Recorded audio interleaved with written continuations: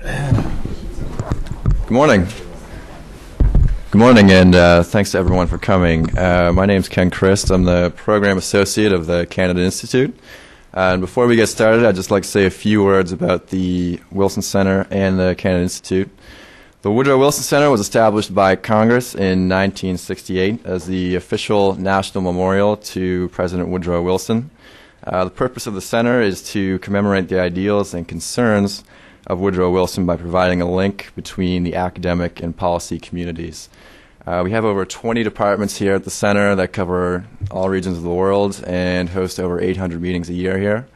The Canada Institute works to promote dialogue on Canada-U.S. relations. We focus on three areas: border and border security, trade, and energy and the environment. I'd also like to thank the Center's Global Energy Initiative for their help in organizing today's program. And I'll turn things over now to Charles Duran. He's the moderator for our first panel today, which looks at federal initiatives to transition Canada and the U.S. to a more modern and efficient grid. Charles is the Andrew W. Mellon Professor of International Relations, Chair of the International Relations Committee, Director of the Global Theory and History Program, and Director of the Center of Canadian Studies at the School of Advanced International Studies at Johns Hopkins University. He's also a Senior Associate at the Center for Strategic and International Studies. We're very pleased you could join us. And Charles, over to you. Good, thank you. Well, welcome everyone. This is a very important topic today that we're looking at, the issue of building a smarter grid. And I think it's particularly interesting to put it in the Canada-U.S., and if I may say so, the Quebec context. I would say, first broadly, energy has never been more interesting than it is today. I mean, it's as interesting as it was in 1973, and so for some similar reasons. It is, in many respects, totally unpredictable, and both on the production side and the consumption side. We're not here to talk about that, but I would just mention that that's the background for the discussion we're having today. In addition, I would say that the question of electricity from Canada and particularly from Quebec is fascinating for at least three reasons. First of all, of course, it's clean energy, and that is something that is increasingly a significant issue. Secondly, it is electricity which comes at the right time because of the phasing back and forth between, in terms of seasons as much as anything else, that contributes, I think, to efficiency. And it's important because energy from electricity increasingly is also going to have to come from other sources, but the hydropower is a wonderful complement to those. Certainly, natural gas is something that is increasingly thought of as a feedstock. But the difficulty there, of course, is that there are a lot of losses in terms of the burning of a fuel like that to create another fuel. Nonetheless, this question of electricity and the efficiency of the transmission of electricity is absolutely central to, I think, the first decade of the 21st century. It was brought home to me when I saw a major American investor, whose name everybody around the table would know, is making from his fund an investment in a Chinese automobile, which he hopes is going to be exported first, perhaps to Europe, and then possibly here as well. And it's going to be an electric car. They're focusing on electricity. So this conference, I think, is extremely timely. Our first speaker is Jean-Thomas Bernard, who teaches in the economics department at Laval University. He was a research fellow at Harvard. He was a Fulbright fellow at Cornell. He has had a long career, including teaching at Queen's University in Ontario. and has published many articles on this subject. So we look forward very much to his comments. Sorry, I'm very pleased to be here, and talk about what is going on in the electricity trade between the U.S. and Canada. Now,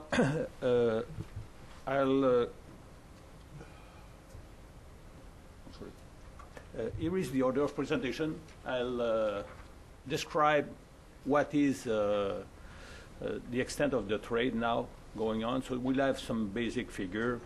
Then I'll present the policy, the Canadian policy with respect to transmission at this stage. And I'll use Quebec as an instance because that's the place I know best. So let us start with a few facts. This is the extent of the trade that went on between U.S. and Canada last year. A few points. We are a net exporter to the United States, about 30 terawatt hours.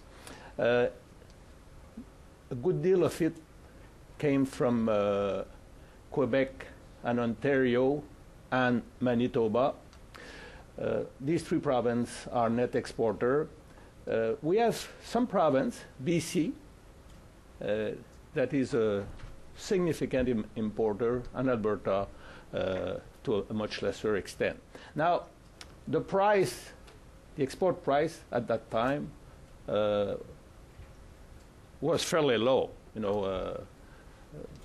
a bit higher in the eastern part, around 5 cents per kilowatt hour, but fairly low, on the western part, around 3 or 4 cents per kilowatt hour. We do some export, but we do also there's a fair amount of trade. We do a fair amount of import too, because of the complementarity that was described before. We'll see in a moment that we have the network to do that. So, just to give you a bit more perspective, this went on in 2008. We were still, net trade was about the same size, but then the price were significantly higher, about 50% higher. What happened in 2009? We had the recession, and the price of gas dipped down. So we tend to export, in the peak period, and the peak production in the United States comes from gas. So this brought the price down.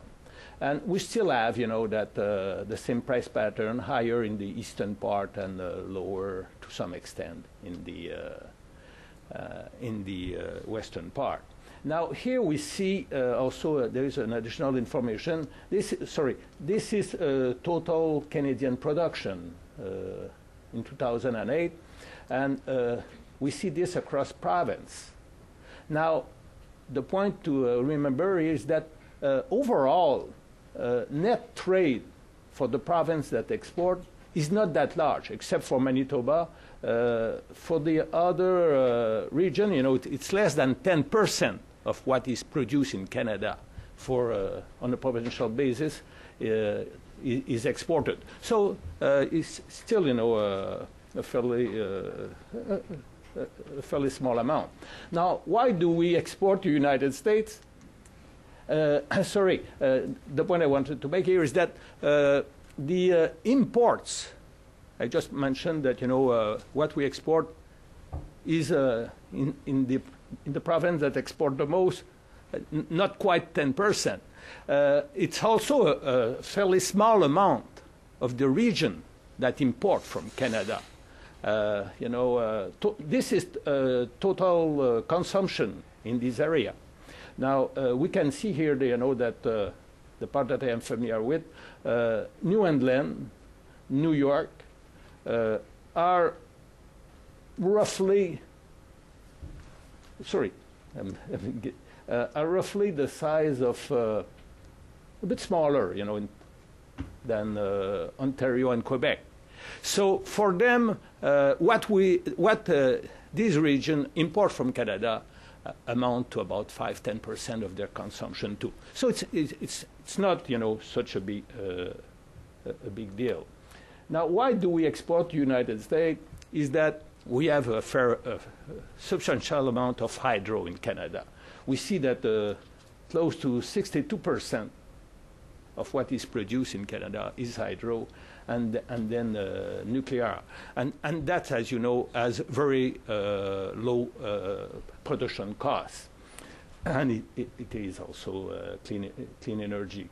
But 62% is a big chunk of electricity.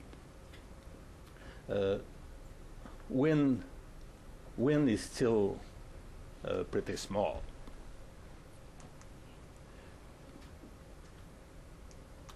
Now, I'm sure you cannot read that. I picked up this from Hydro-Québec annual report. I just want to, you can see most probably this is 100, and this is residential. The same will apply, to industrial and smaller power.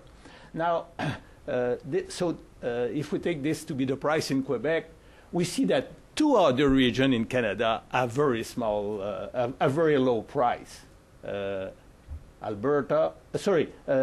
Manitoba and British Columbia. For the exact same reason.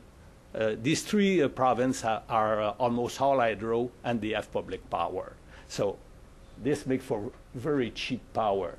Now, if I look at Toronto, which will represent Ontario, the rates in Ontario are about 70% higher than in Quebec and Manitoba and BC. Now, I'll spare you the detail here, but for the city that are displayed here in the United States, the average for the residential sector is about twice the rates in Quebec. And if we look at Boston, the rates is about 3.8 the extent of the rates in Quebec. So, that's a huge differential. And New York, too, has very high rate, the same order than Boston. So, if we look at particularly Quebec, we are next to a region where the rates are very, very high, which is a good thing for us, Not only we have hydro, but we have good neighbor, too. So, wind power is still pretty small. It is distributed across province. Ontario has the most. It's growing up in Quebec. It's growing up everywhere. In the next few years, that's our project that are already approved and being built. So in the next few years, we'll have more than twice what we have now, and most probably more, but because a lot of things is going on there. This is, actually for the case of Quebec, this is already under construction. It's not in the early process. It's already approved. The deal has been signed on this. And I know that there is much more coming on in Ontario too, in Alberta. So it's going on all over Canada. Now, what is the current Canadian policy with respect to transmission? There is no Canadian policy with respect to transmission because the federal government plays very little role with respect to electricity in Canada. There is a bit of oversight with respect to export, but all the trade across provinces in Canada is unregulated. I have not displayed, the extent of the trade across Canada. It is smaller than the trade between U.S. and Canada. So most provinces go north and south and little east-west. But whatever go east-west, there is no federal regulation that applies there.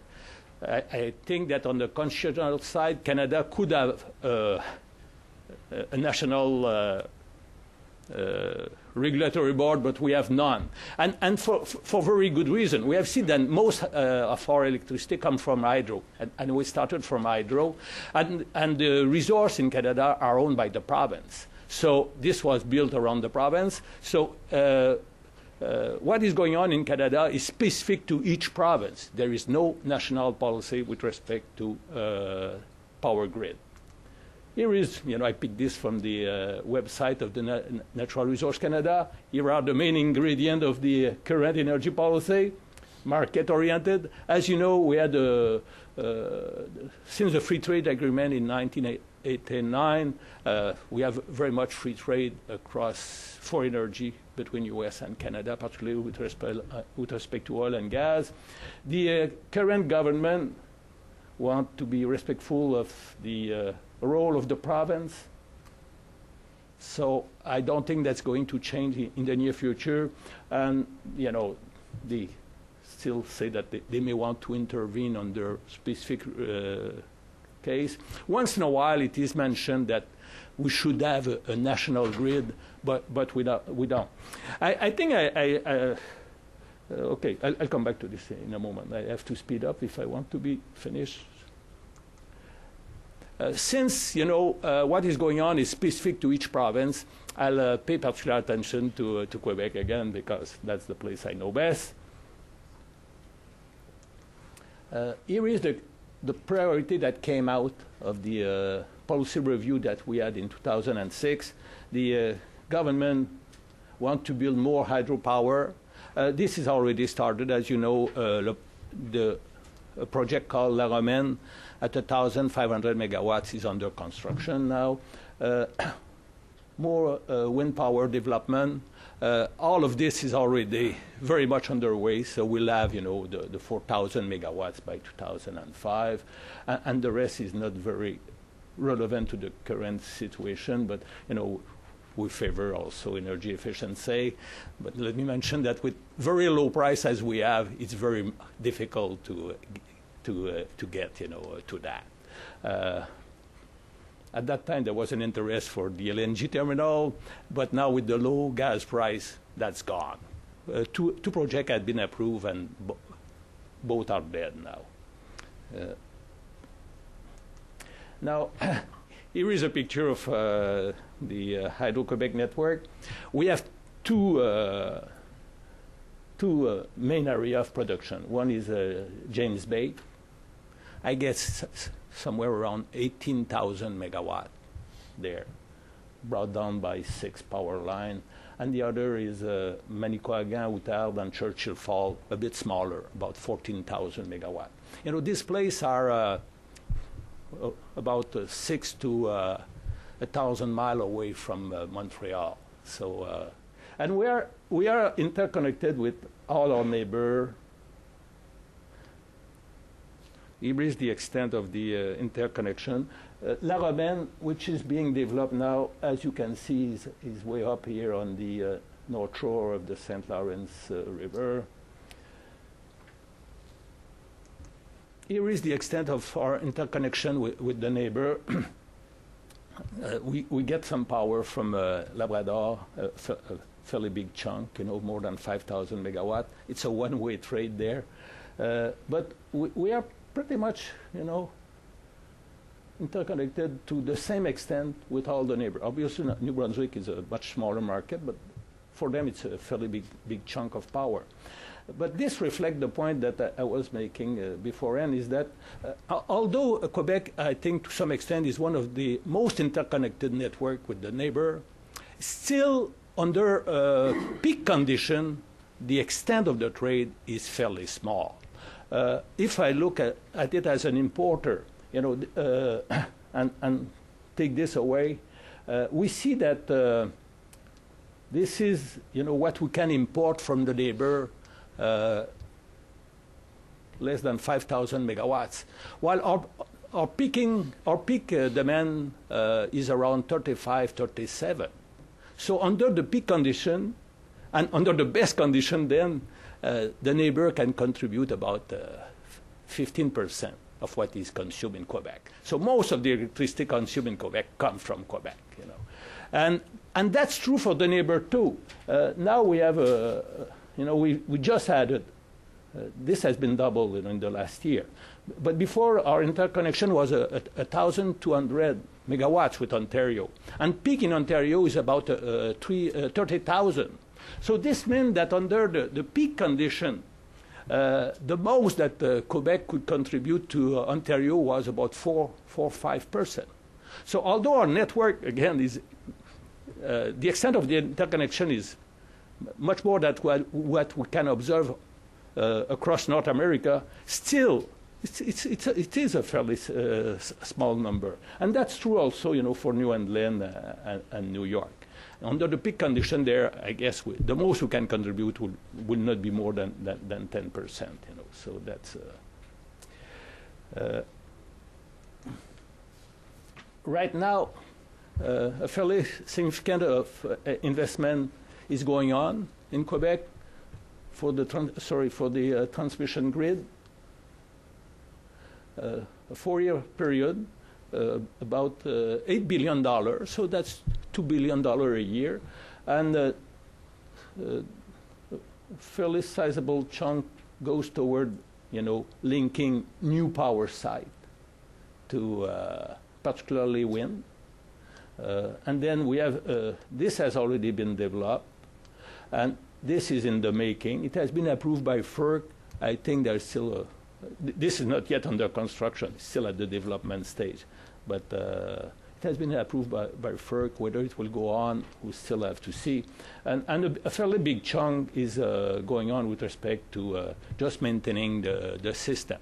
I think after the ice storm that we had about 10 years ago, now I think Hydro-Québec is much more vigilant with respect to maintaining the system, you know, because at that time this was a transmission problem, not a production problem. Now, if you recall the map that we had before, this matched this map. We have been developing hydro resource in Quebec for a long time, you know, about 100 years now. And we have started with the cheap power. And that's why we have, this is what enters into our rates, less than 3 cents per kilowatt hour. So that's why, you know, the price I pay is about 10 cents, and that's one reason 85% of the house in Quebec are electrically heated. We have a lot of aluminum smelters. We produce about 10% of the aluminum worldwide. That's all because of that, you know, there's no other reason. This is what is being developed now. So, you know, we have developed the cheap stuff first. And we are moving further north. About a third of the cost of the James Bay Power is the transmission line to bring the power down south. So if James Bay had been, you know, 50 miles north of Montreal, this would be much lower. But we are, as we have seen from the map, we are moving further and further out. And this makes for more expensive power. La Romaine, which is being developed now, is about 10 cents per kilowatt hour. Wind power is about 10 cents too. So the era of real cheap hydropower in Quebec and in Canada is gone. Manitoba has some power site to be developed, you know, on the east side of James Bay or Hudson Bay, and there too the cost is in the 10 cents range. And BC has not developed, you know, large power site for quite a while, and I understand that there too it will be in that range. And that's, you know, that's the way we should expect it to be. We have developed the cheap power, and now we are running into much more expensive stuff. And now we have also more environmental constraint than in the past. So the big question that has been mentioned before is, you know, is there a market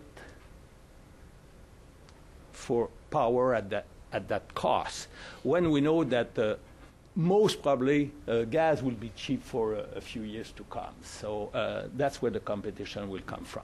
Thank you.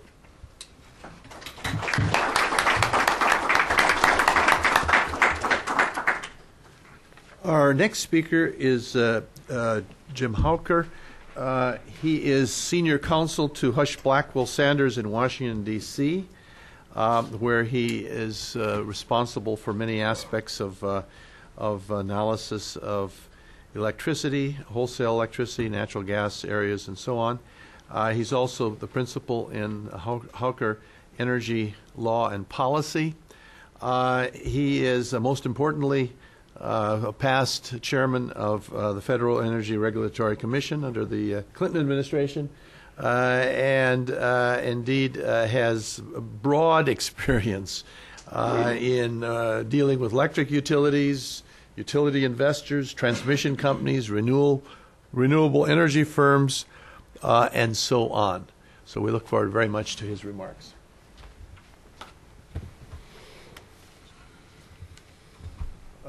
Thank you, Charles. I appreciate it. It's a pleasure to be here, and thank you, Ken, for the invitation. I am, if I were to rename this session, I probably would call it Building a Stronger and Smarter Grid. And a lot of what I'm going to talk about this morning are the hard assets. That is, before we have a smart grid, we have to have a grid, and we have to think in terms of improving the strength, reliability, resilience of our high voltage interstate transmission system. In the interest of full disclosure, one of my clients is a trade group called WIRES, which promotes investment in electric transmission and is made up of a diverse group of transmission providers, transmission customers, investor-owned utilities, publicly owned utilities, technology companies, and so forth. So I'm coming from that perspective a little bit, but any opinions I have this morning or any indications of ignorance are solely my own. So when we talk about smart grid, people generally mean the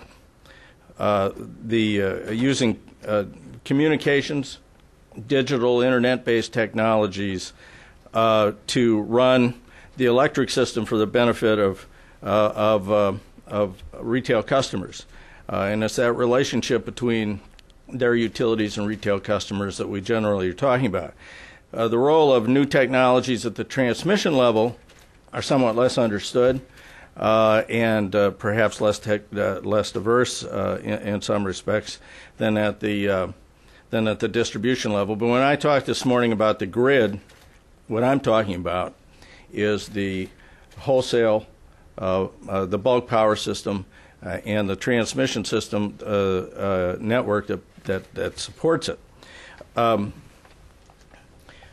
going to run through these slides fairly quickly and be happy to come back to any of them, or Ken certainly is welcome to supply them to if you want. When we talk about these lattice work towers that dot the landscape that look like some vestige of the Industrial Revolution, people immediately think, oh my God, we don't need more of that. But the fact is that we are challenged to build more electric transmission for a variety of reasons, and not the least of which is aging technology, a period of great underinvestment, which has changed quite a bit.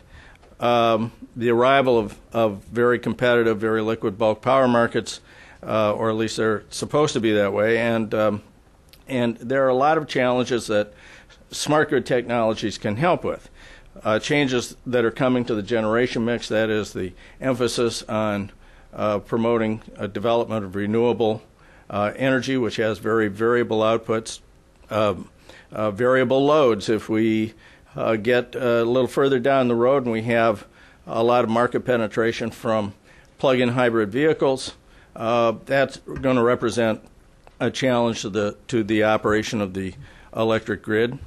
The need for coordination across interfaces between multiple systems, regional transmission organizations, different markets, standardization of communications.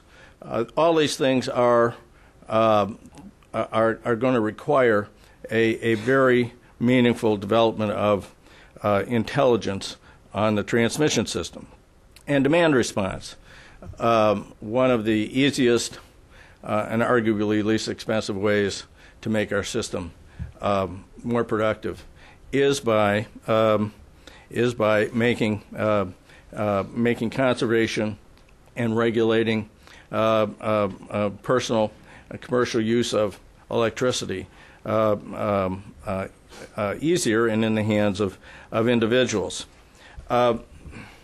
There are, of course, lots of obstacles to building transmission and to enhancing the grid generally, and these are some of them. I think that the challenges that are facing building a smarter grid or a stronger grid are substantial, and I think the Congress and public policymakers at the state level are very focused on how we address this issue, which is going to become critical in the next few years because we are changing the way electricity is developed, managed, and consumed, and we don't have a grid. I would argue that, as the governor of New Mexico once said, that it's a third world grid. It's nowhere near that bad, but it is going to be challenged in the next 20 years to meet growing demand, to meet the demands of technology and those changing generation mixes that I talked about. NERC estimates that we need to build at least 3,100 miles of transmission annually each year between now and 2018, just to maintain the reliability of the system. The estimates of what we need to invest for all purposes at the bulk power level I'm just talking about, between now and 2030, it comes to in the neighborhood of $300 billion.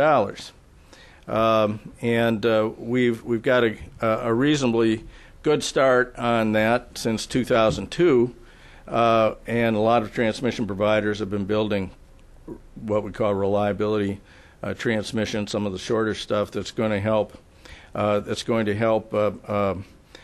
make the system reliable and heal some of the underinvestment problems that we've had since the 1980s. But with demand slated to increase between now and 2030 by anywhere from 20 to 25%, and the possible entrance of renewable portfolio standards and other factors on the scene, we're going to be challenged to make this system a lot more liquid, a lot stronger, and it's going to have to reach all this renewable energy, wind, solar power, which generally is developed in places where there aren't customers. The challenges that are faced by those of us who worry about the transmission system is that in order to build more, we have to confront the current regulatory setup, and it has its warts. It's not just the regulatory setup. It really is the way the transmission system has been historically planned and developed and regulated. The approval processes, I would argue, are out of sync with the realities of a multi-state, multi-purpose, multi-jurisdictional transmission system. And our transmission system is becoming more highly integrated every day. Certainly it has become more like what we normally refer to as a network. The three things that are confronted by anyone wanting to build transmission is, who determines whether a particular project is needed. Generally speaking, these are public goods. These are part of a public regulated network, and someone gets to decide you're going to build this project instead of that project. It's going to be located here instead of there. And how does all this work? Well,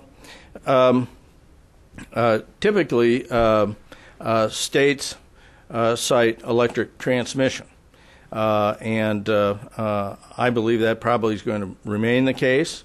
Probably should remain the case. States are closest to the environmental and other concerns of the citizenry, and generally speaking, I think they do a credible job. The balkanization is a little difficult because if one is building a line that crosses multiple jurisdictions, you end up going to multiple public utility commissions or siting boards that have different priorities, that have different criteria, and seek permission to develop those lines.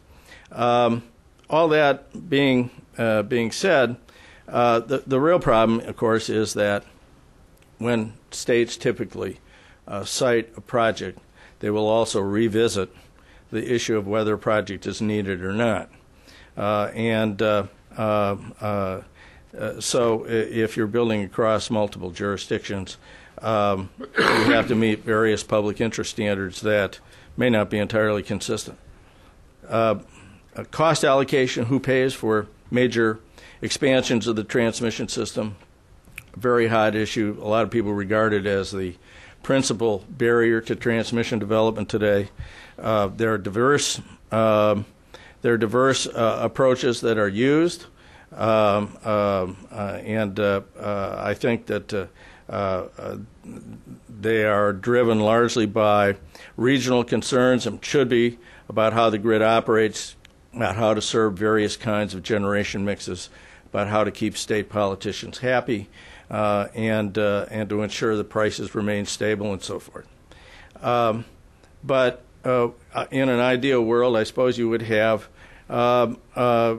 transmission, which is an integrated network in interstate commerce, planned on a regional basis. Some would argue on an interconnection-wide basis. And that happens in various places. In regional transmission organizations like the Midwest ISO or PJM, where we are now, there is a regional planning process. Unfortunately, a planning process, when it comes down to the people who determine what is needed and in the public interest as a legal matter, a planning process does not frequently have significance or consequence. So the planning process can be highly problematic. Allocating the costs across a region or an interconnection it can be extremely challenging, and I think that we have to recognize that not everybody wants more transmission. In the utility business, more transmission can mean more competition, can mean that your generator is going to be valued less in the future when it has to compete against cheaper resources. So these are the three boogeymen that transmission developers and planners need to deal with every day. I would say that smart grid investment in the transmission grid is going to be incredibly important. I think it's going to provide substantial additional benefits to consumers. It's going to make the industry more efficient. It's going to allow demand to respond to conditions and prices on the system.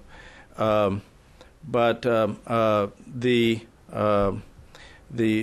challenge, of course, is to realize these benefits, and that means that regulators, both the state and the federal level, this is something FERC worries about, something state regulators worry about, have to come to agreement generally as to how those costs are going to be recovered and how those investments are going to be incented or not. And since some of these are at the frontiers of technology, they're demonstration pilot type programs, there are some serious doubts about stranded investment and putting ratepayers on the hook for technologies that may not prove out.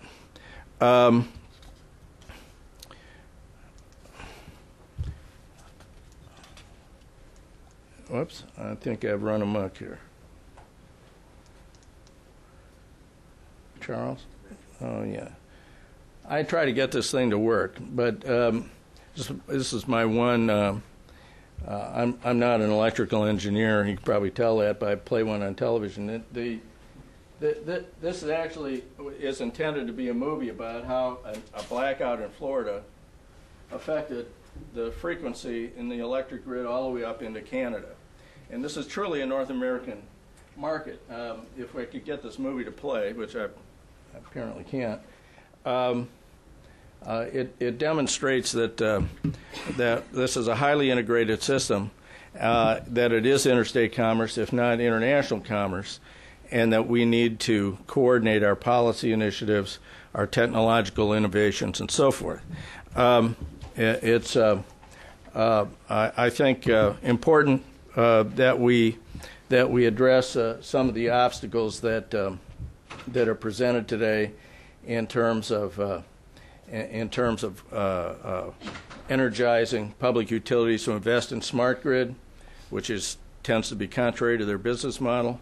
They like selling more kilowatt hours, and smart grid, a lot of it is invested not just to make the system work more efficiently, but to actually cut or limit peak demand.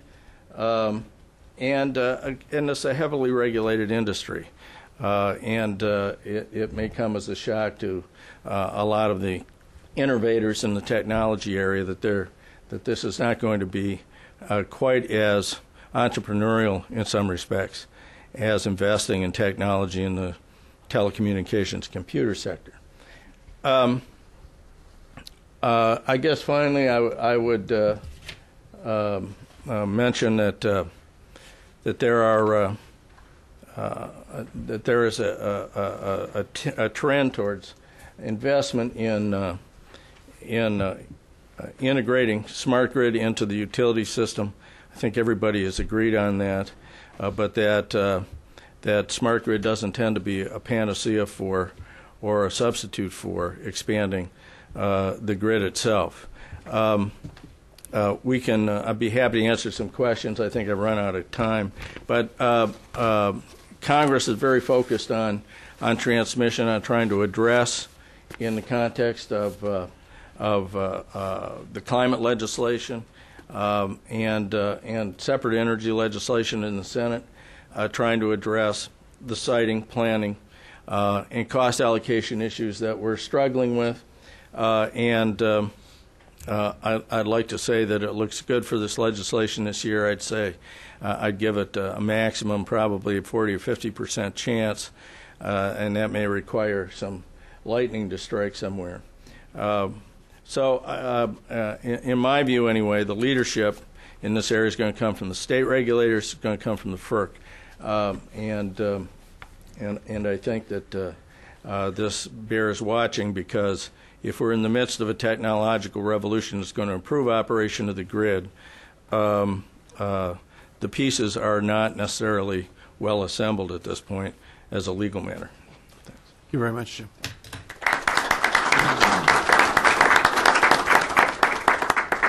Our third speaker is Barry Worthington. He serves as Executive Director of the United States Energy Association.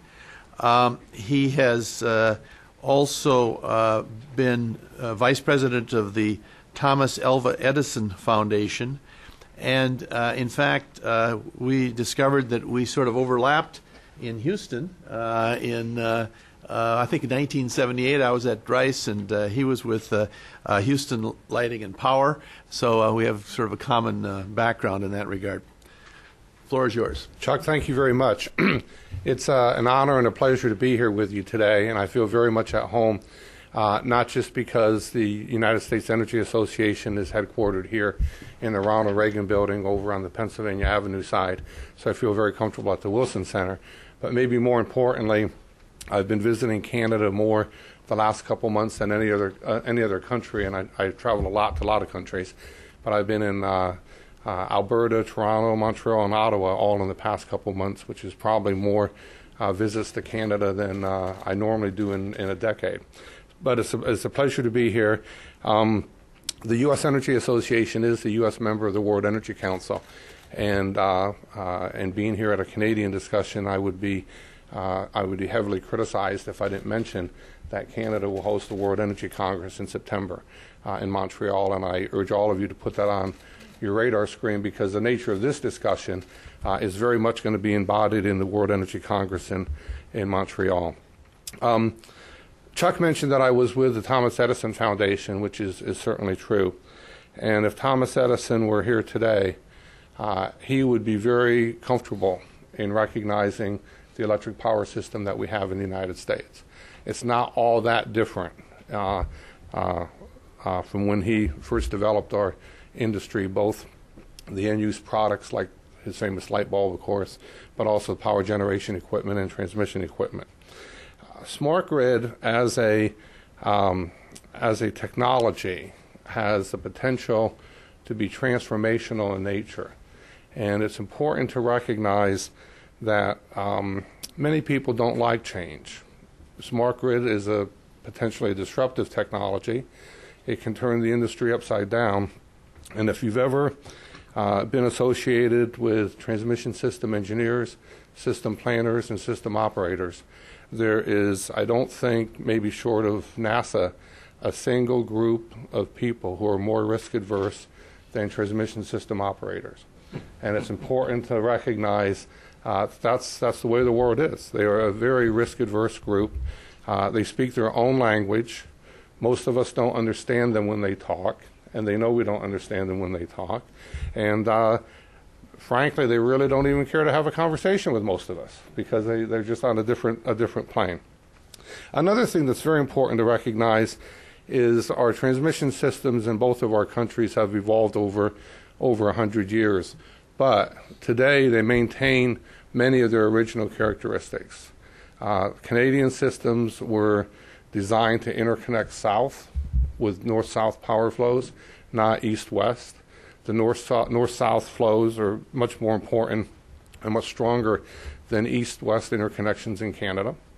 In our country, most of our transmission system was designed for local and perhaps regional needs. It was initially designed to share power in emergency circumstances. A little bit later on, to share power from a power pool basis of competitive dispatching. Lowest cost generation gets dispatched first. It was never intended, certainly the original designers never intended, to have this massive interstate interconnected system. People compare our transmission system to the interstate highway system.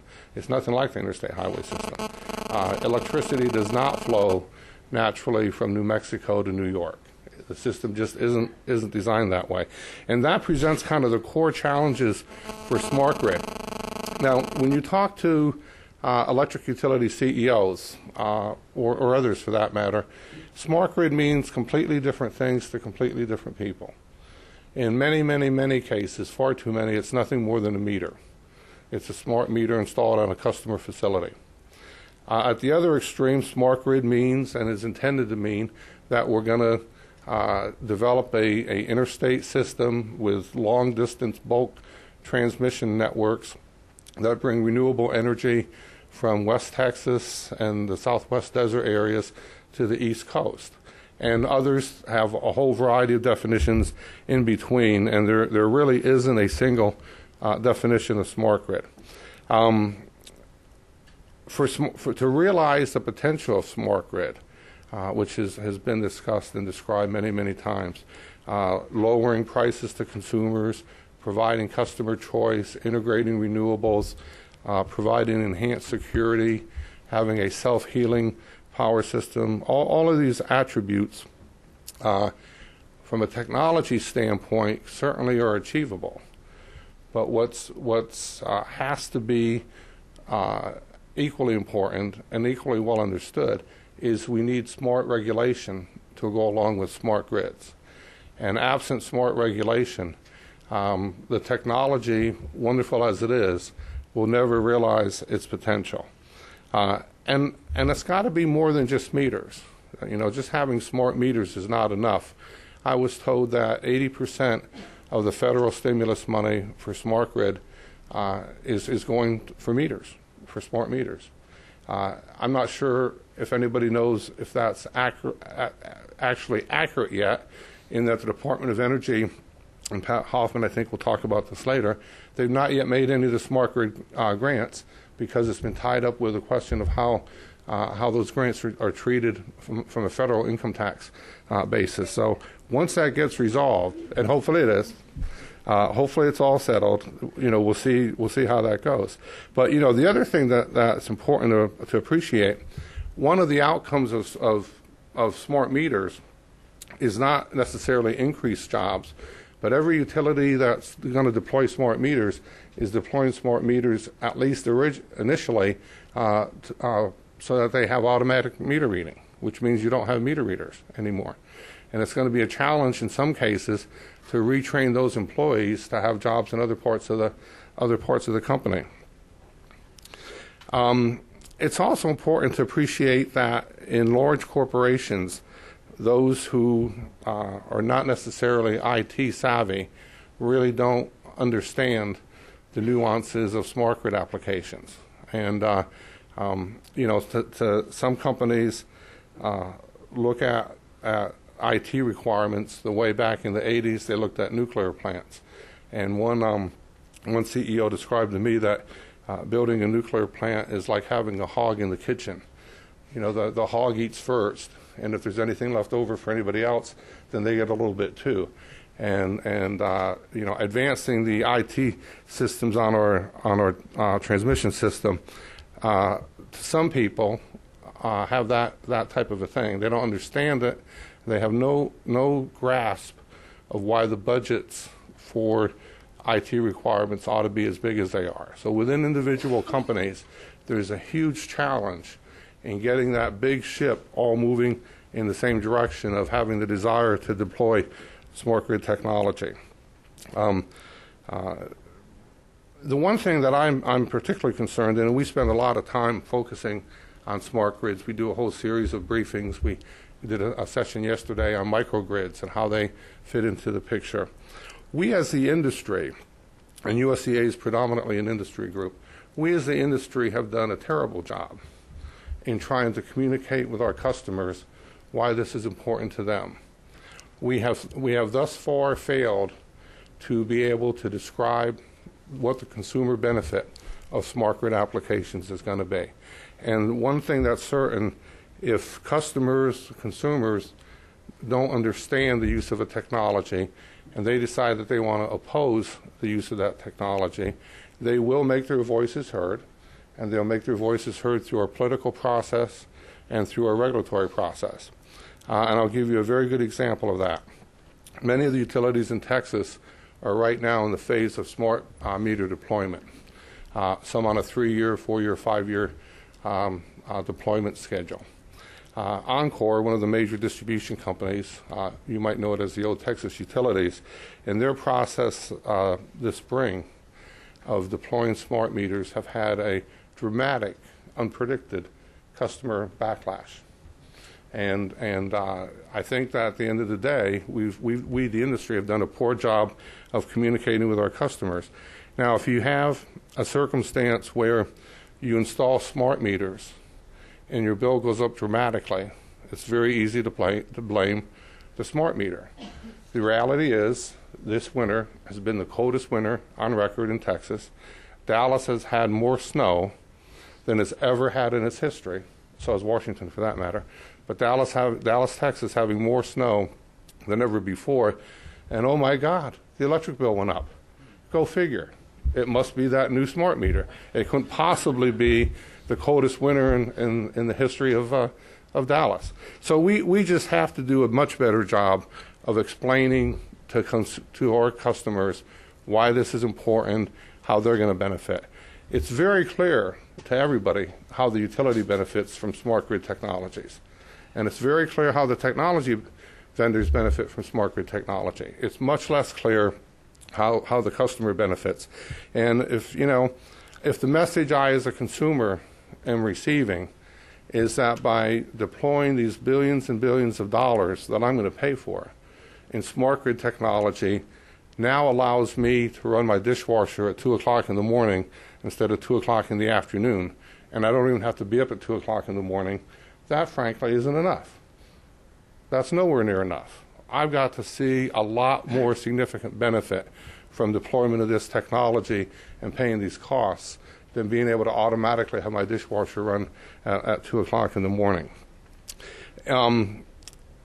Chairman Hecker mentioned the need for long-distance transmission, and I don't think we can emphasize that enough. Building transmission lines in the United States is incredibly difficult.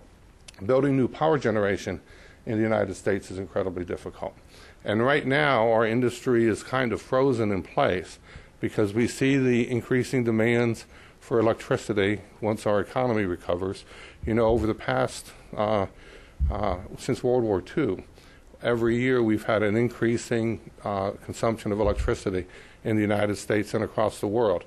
Last year, for the very first time since World War II, the United States will have seen a decrease in electric power consumption, as has most of the countries around the world, certainly in Europe and other countries affected by the economic downturn. But most people believe that as soon as the economy recovers, we're going to continue back to that one-to-one link between kilowatt-hour consumption and gross domestic product. Cambridge Energy Research Associates predicts that we'll have a 30% increase in electric consumption between now and 2030.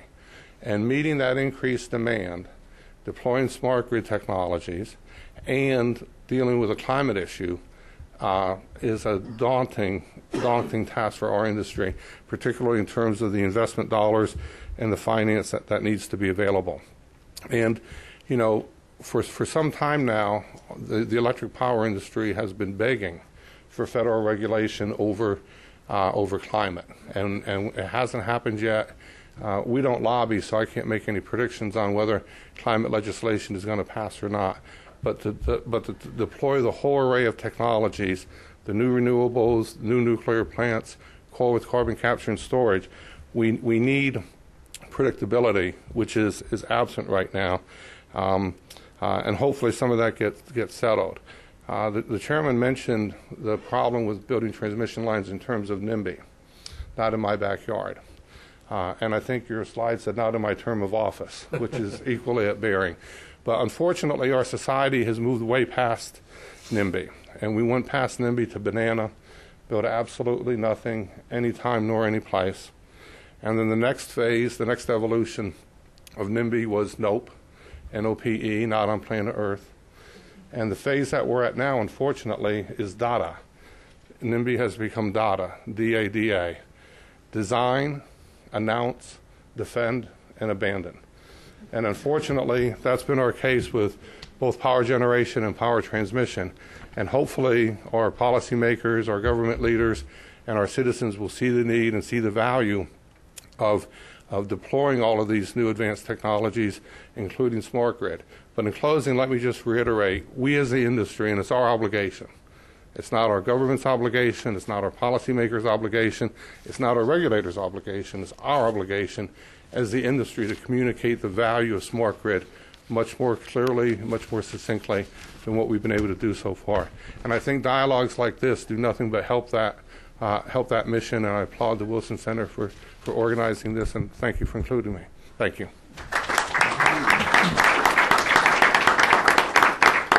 Well, thank you very much. To start the questions off, and I'm sure that we have a lot, we'll have a very knowledgeable group of participants here in the audience. I'm going to ask a first question that hopefully will pull together the topic of the panel. And I'm going to ask Mr. Bernard this question. Is there anything involving the grid, smart grid, expansion of grid, whatever, involving the grid between Quebec and the United States that is significant in the capacity to get more power, more of that cheap power from Quebec? A point that yes, I failed to mention is that, as you have seen, we have a lot of hydro. You know, worldwide there is no as far as I can tell, there is no development of this nature anywhere in the world, so that's very significant. And I think that the contribution that this hydro resource can make, as I've mentioned, the new power in Quebec, there's still a fair amount to be developed, but it is in the 10 cents range, so this is expensive power. But there is another thing that I did not mention, and it is very linked to the discussion, is that as you know, we have also not only hydropower, but we have huge dam. There is still a fair amount of arbitrage to be done, and also coordination when we think of non-renewable, of the wind power or solar type. You need something else to pick up. And here, hydro has definitely a fair amount of advantage in that respect. So, what I'm really interested in is, what about on the U.S. side? Is there any problem on the U.S. side getting that electricity down here? Well, as far, I'm not a negotiator. I'm a university professor, and I have a lot of freedom to talk. I'm paid correspondingly, so that's all right. But as far as I can tell, the equipment that we have in place the last of this was built about 20 years ago. At the time that we have developed, this huge James Bay power, at that time we have a big chunk of power, and both New York and New England then were interested in getting this part of this power, because we have just gone through the hydro oil shock and, and 3 Mile Island and all this, so I think they were very much interested. So why we have not built, any new line? Now there is one that is in the process. I understand this will follow basically the old route to New Hampshire and then down to Boston. So this is a new development. How it will turn out, Quebec has been willing to bear its share in this. We have developed a new power link with Ontario. We have doubled the capacity to exchange with Ontario. Ontario is although they are exporting, overall they are electricity short. Not right now, but they have not been developing much and they're 50% of the power is nuclear, and these are aging power plants. So they are quite open to getting some power from Manitoba, Labrador, and Quebec. So maybe now it will be a bit easier to get new power line, but it has been fairly difficult in the last 20 years. Yeah. Okay, let's open the floor. Joe? I have a partial answer to your question. Just wait for the microphone. I guess you want us to give our names. Joe Dukert. I'm an independent energy analyst and also associated with CSIS. I have a partial answer to your question, I think, but the panelists may agree or disagree. First of all, in pumped storage, I think there's a lot that could be done in eastern Canada. BC is using pumped storage to a very considerable degree, and storage is part of the smart grid thought large. Second, there's an effort now to bring transmission lines underwater down the Hudson River and across other bodies of water, and that might make things a little bit easier in relation to NIMBY and its successors. But I have a small question and a big question. The small question refers to a slide that Commissioner Hecker mentioned. It quoted NREL as saying that 20 to 30% wind penetration in the east, and I'm not sure what they mean by the east, would interconnection. Pardon? Oh, the Eastern Interconnection. Okay, would require $100 billion. But 20 to 30% penetration by wind, I think, is unrealistic if you're talking about anything before 2025, and is purely speculative if you're talking about 2030. So I wonder if you could comment on that, because you didn't mention it. And then I have a big question. Yeah, the so-called EWIT study that came out a month ago maybe did various kinds of scenarios, and that was one of them. And based on that level of wind penetration, they estimated, I think, something like $144 billion in transmission investment would be necessary. That would involve bringing massive amounts of wind from the plains into the Eastern Interconnection, or to load in the Eastern Interconnection. Is it speculative? Well, yeah. You know, a lot of things have to happen from a public policy, from a regulatory standpoint, from an access to the capital market standpoint, before you know, we're going to realize that.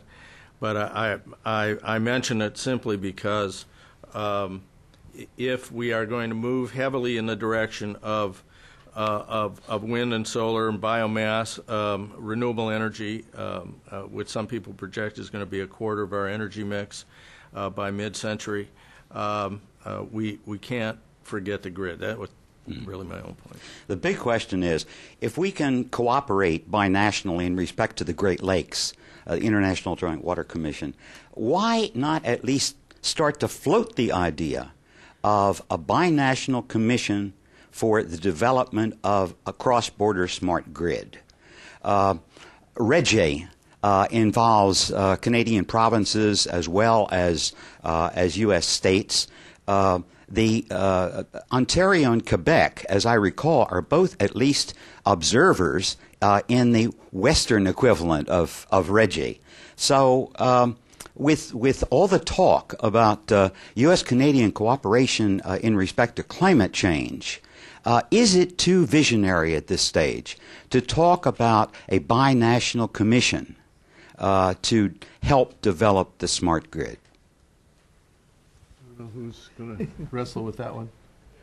Well, yeah, it's visionary. I mean, we have trouble getting our states to cooperate, much less. That's why I mentioned RGGI and. Yeah. Well, this is an integrated market. If you look at the Midwest ISO, it coordinates planning and cost allocation issues and operations from western Pennsylvania to the northernmost reaches of Manitoba. If you look at the North American Electric Reliability Corporation, it is developing reliability standards for the North American market, essentially. We have, it's an industry with a very different kind of history than, say, something like the natural gas industry. It's very locally regulated. There are lots of parochial interests involved in developing electric power and in transporting it.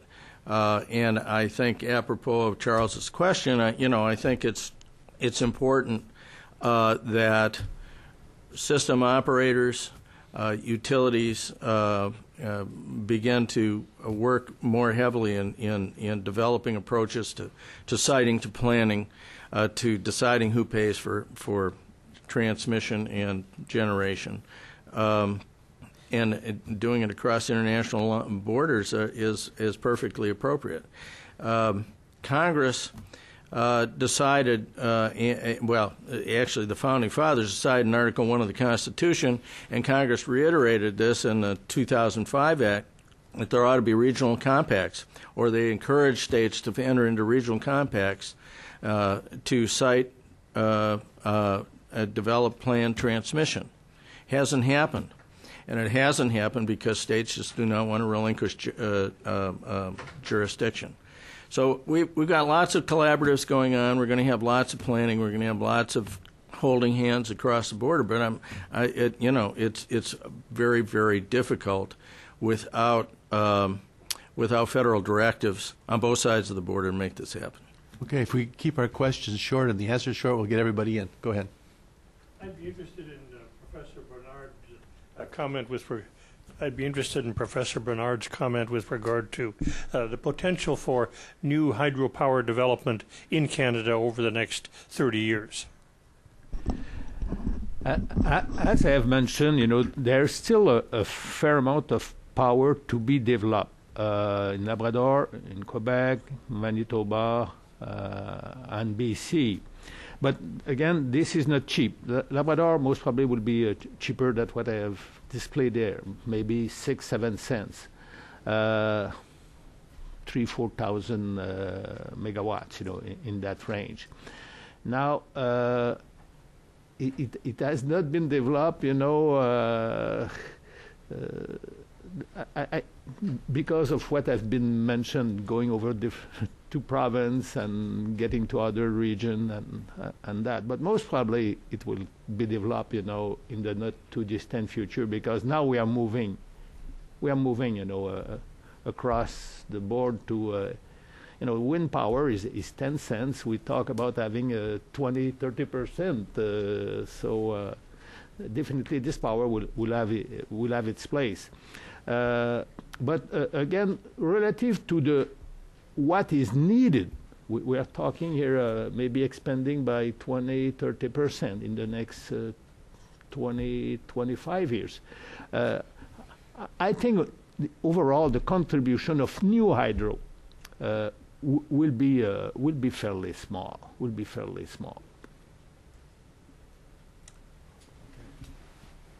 Next question? Yes, at the end of the table. Hi, I'm Marianne Rood. I represent the province of Manitoba in Washington. And when we start talking about hydro, there's kind of an elephant in the room that I'm curious to hear the reaction of the panelists. I'm constantly encountering here, there's a significant difference in perception in the U.S. about large hydro and what the Canadian view on large hydro is. Particularly if you come from Manitoba, hydro is a wonderful thing. They've overcome many of the problems of the past. They work in partnership with Native communities. It's viewed as a very good and positive thing, and in particular, a green resource, zero emissions, renewable. In the U.S., that's not the perception, but a lot of the presentations are portraying hydro as being one of the options for the U.S. down the road in terms of renewable. But we're encountering this problem over and over again of how do we change these differing perceptions. And this comes up in the energy bills, in the definition of an RPS, and it also comes up in the other challenge we have in trying to portray hydro as one of the anchors for the intermittent renewable resources like wind and solar, and yet we're encountering objection from the wind and solar industries themselves that they don't necessarily want to form those partnerships. So I'm curious to hear from the panelists where do you see this going? Do you think it's something that Canadians should be looking at on the legislative front, on the regulatory front? What's the future for that interrelationship between Canada and the U.S.? Barry, you have any insights there? Well, it's actually a global phenomena. It's not just in the U.S., but there is a disparaging of any hydro over 50 megawatts. It's irrational. It makes no sense in the world. But there are those, I would suggest, who maybe are against any type of major infrastructure development, and they zero in on hydro the same as they would a coal plant or an LNG terminal or a petroleum pipeline. And I think it's very unfortunate. I think that the solution, the partial solution, is that you have to work the issue on all fronts. You have to work it politically and legislatively, both at the state and the federal level. You have to work in the regulatory arena. You have to work in the arena of public opinion. There's just no rationale for saying hydro over 50 megawatts is bad when it has all the attributes that you've suggested. We actually are in favor of everything. We have the benefit, one of the few associations in Washington that get to be for everything, and we don't have to be against anything. So we're for wind, and we're for hydro, and we're for new coal plants and new nuclear plants and everything. I don't understand it myself. I think it's an irrational basis to say hydro over 50 megawatts is somehow bad. Yeah, let me add to that. Hydro is a mature technology. It's a mature industry. Unlike some of the other renewables, the renewables community, which identified itself as renewable primarily to gain subsidy and advantage, never regarded hydro as a renewable because it really was economically self-sustaining and has been for 100 years, basically. But what the renewable community is now confronting is that they need to form alliances with natural gas, for example, perhaps with hydro, other technologies that can help augment their variable outputs, and with the transmission sector. But the fact is that hydro in the U.S. Has a long history, and some of that history isn't so jolly. The massive hydro development in Bonneville Power Administration, Pacific Northwest, and lots of controversies about fish kills, about dissolved oxygen in the water, all kinds of stuff, and cultural issues with native tribes, and if FERC licenses major hydro other than the federally owned ones, and the issues that cluster around hydro development are extremely diverse and very difficult. We had one case in the state of Washington that it took 25 years to resolve, and lots of litigation, and it's a tougher sell down here. You're absolutely right, but I'll tell you, if you talk to the governors in New England, they think Hydro-Quebec and Hydro in Labrador is fantastic because they don't have to deal with the local impacts. Okay. Yeah, hi, this is Chuck Gray with NARUC, and thanks for inviting us today. I just like to hear the panel's views on whether or not shale gas is going to be a game changer in North America, and does that really shuffle the deck in a lot of the resource decisions that are going to be made, and particularly in transmission. It seems to me that there is an opportunity here for much more localized generation that doesn't require the kind of transmission investment that we may have thought about in the past. Okay. Well, it's going to be a game changer in a number of ways. I mean, it with the enormous reserves that this potentially represents. It's a game changer in terms of energy independence. It's a game changer in terms of climate. People are going to build gas plants instead of coal-based electric generation. It's, I think, going to be. I think there's some synergies here with the renewables business.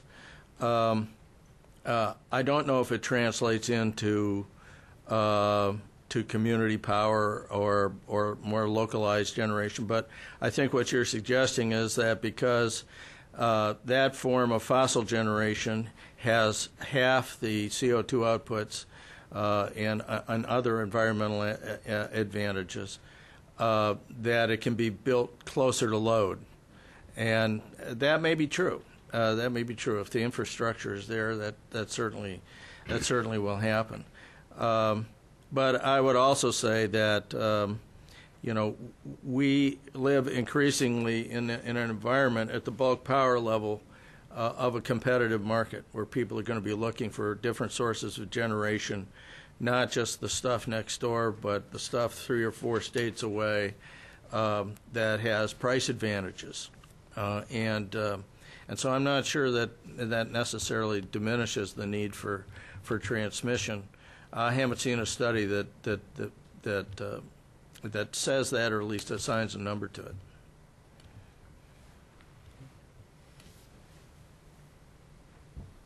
Good morning. I'm Adriana Kokornik-Mina from the Department of Energy.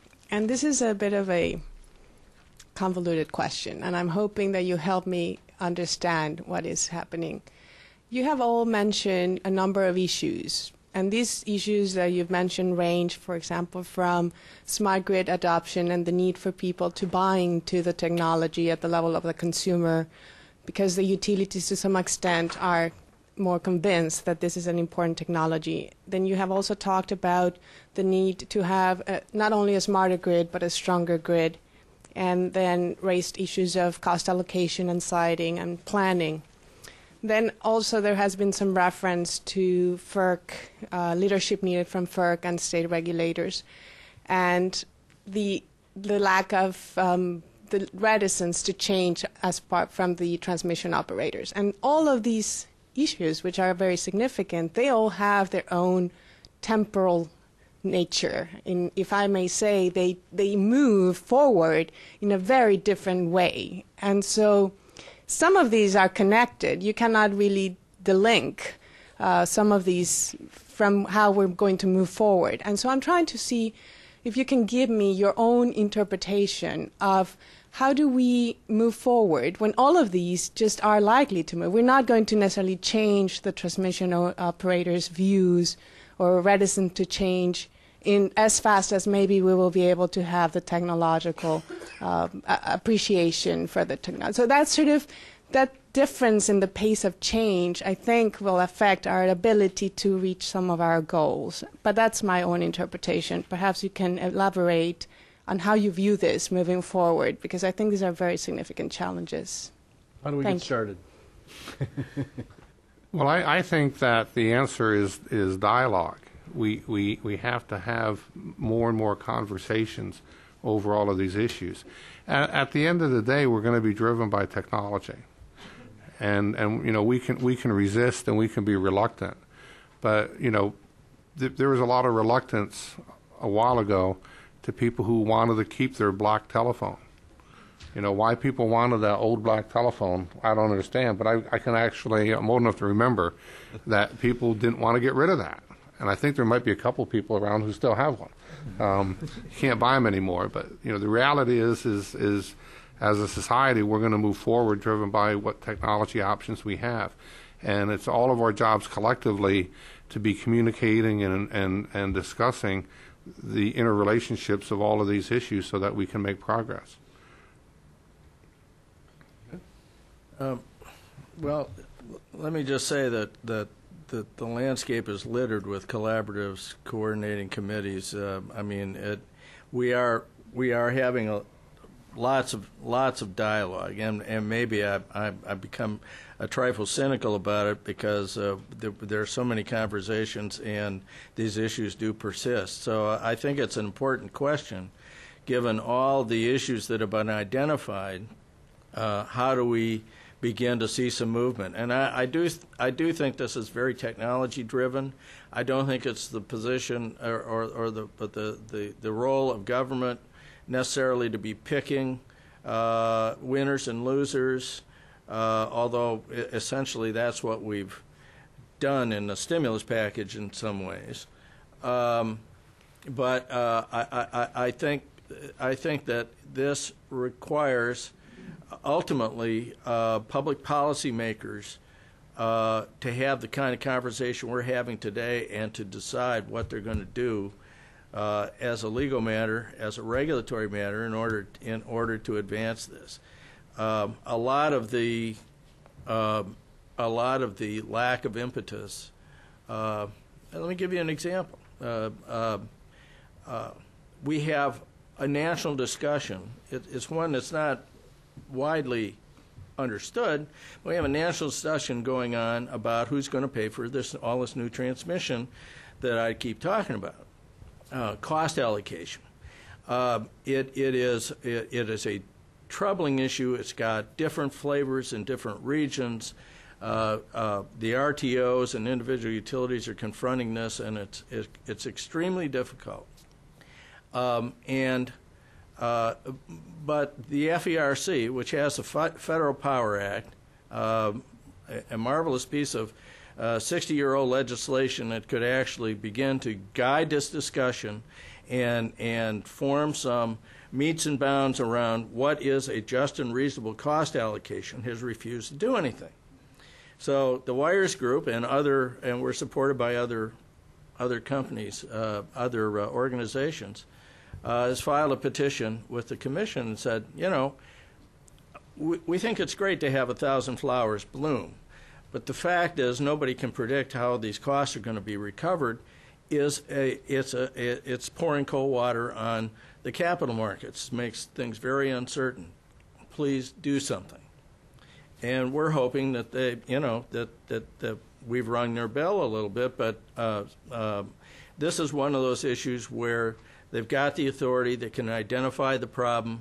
The problem has ended up in court, and the regulators are sitting there not doing anything about it. So that's one issue where, all the talk in the world, and believe me, people like Kurt Bilas and the people at the Midwest ISO are spending tons of resources and money trying to figure this one out.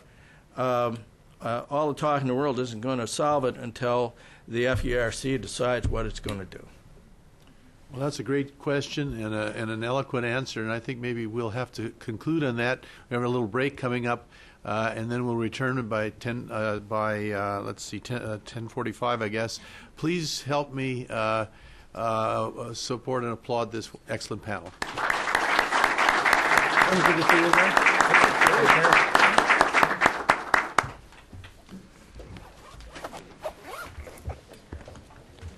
I've been doing some work for the New Brunswick system operator. I must say it's that Houston training. It's been very interesting to watch Hydro-Quebec. Nice to meet you. The relationship developing with Hydro-Quebec. Yes. Yeah. I don't know what it will go through, people in New This is the Brunswick. month, isn't it? Isn't it supposed to close? Yes, you do. And potentially even more than we used to. Why,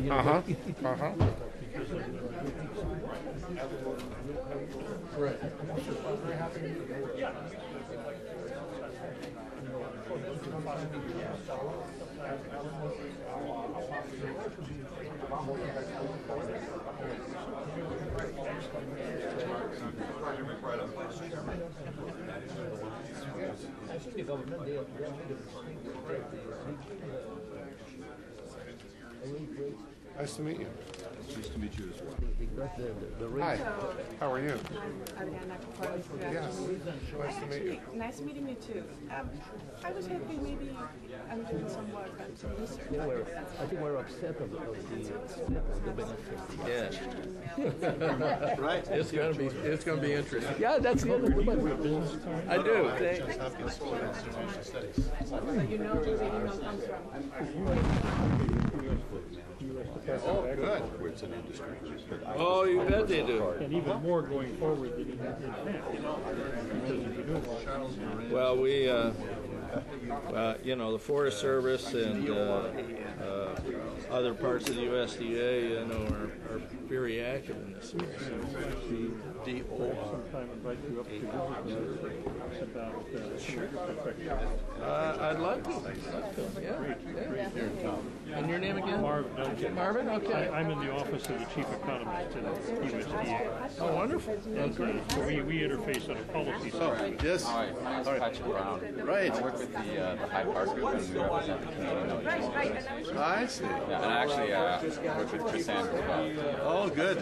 He recommended that I come and speak to you about an event that we're holding. Oh, okay. What is that? In April. Well, we have an annual Washington Advocacy Day, Washington Policy Forum, and a lot of our CEOs who are part of the board of directors that come down. We have meetings with folks in the administration on Capitol Hill. We got a meeting with the chairman of the conference here, and the NERC CEO is coming to talk to our CEOs. And as part of the event, we always have a bunch of panel discussion about energy and environmental policy. And we usually bring in a few speakers just to kind of discuss, the lay of the land right now in Washington. And, the major bills and the major proposed regulations. Thank you. You're vice chairman of Peak Fluid Management Alliance. I'm an industry member. Okay. Thank you very much. Wonderful. Well, thank you very much. I'll be in touch. Is your law firm? Let's just step back out of here and let these guys do what they do. Absolutely. Sure. Joseph Kate, I just need to make sure. Who does your examination and conflicts of interest? Oh, I'll do it myself. I mean, we can just do that in a day. Really? Yeah. I'll be in touch. Okay. Thank you. Wonderful. Thanks, Gardner. Appreciate it. Hello. Hi, how are you?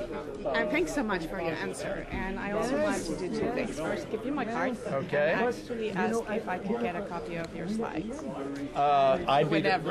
Why don't I send them to you? I don't think that Ken has reproduced them. So. Okay. And then the other thing was I'm doing some research within the department on issues of transmission. So that's my background. I'm not really anything else but a researcher. And so perhaps it would be in the future you could give me an opportunity to talk to you about some of these issues. Sure. Do you have a card? I may be. Wait a minute. I'm always afraid I'm running out, but I think I have some stuffed in here somewhere. Here we go. Oh, look at this. Great. I appreciate it. Yeah. Thank you so much. Thank It was you. a pleasure. Thank Thank you. Great. Voice of America?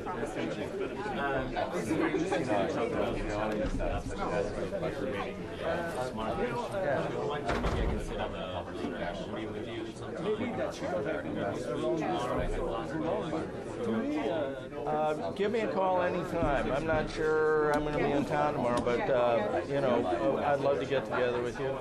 But you can drop. Oh, sure.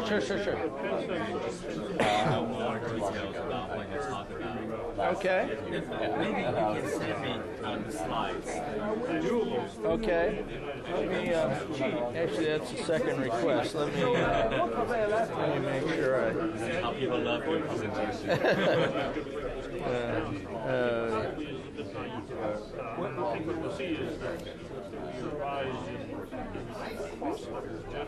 Okay. So what you said was interesting, that people actually resist to the idea of the new technologies and the community. I work with Andrea Lockwood, Gary Ward's group. My director's name is Jerry Ward. Yes.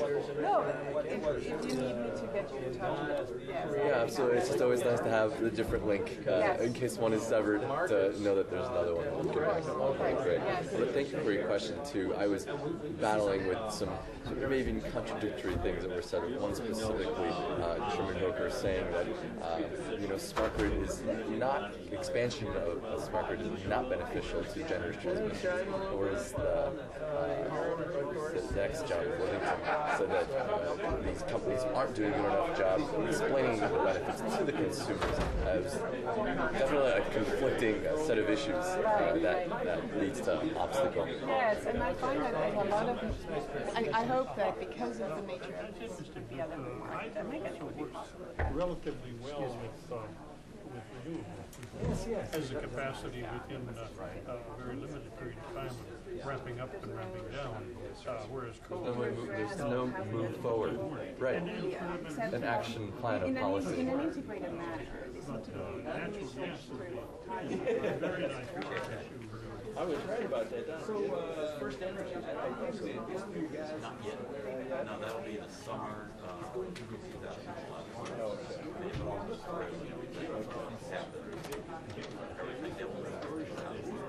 Right now, case, isn't it? Because they've, to put it bluntly, Russia has kind of held them by the private set. And this is, Russia's grip is going to loosen now because there's the LNG that was anticipated to come to the North American continent. Europe is probably where to find it home. And much to the benefit of Europe. Long name, wait, ready for it. North American competitiveness. We had two projects approved in Quebec, and they were supposed to get their gas from Russia. The gathering is a one-day conference in Southern California. We don't have DOE sort of input on this. This has been more like a competitiveness, industry, education type focus.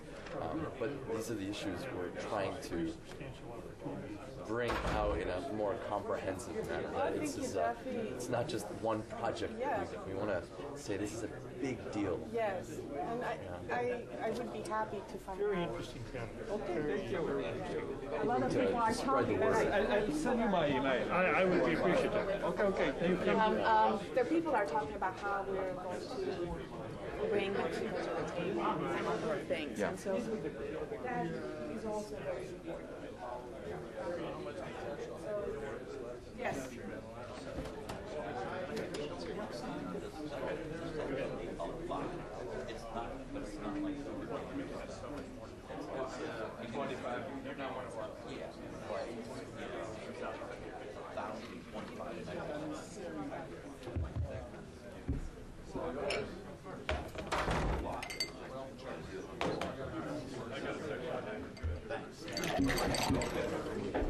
Well, thanks. I got a little hung up. Too many slides.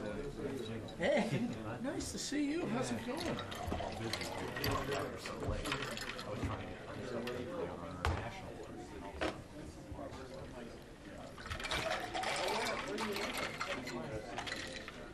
Yeah, but they would.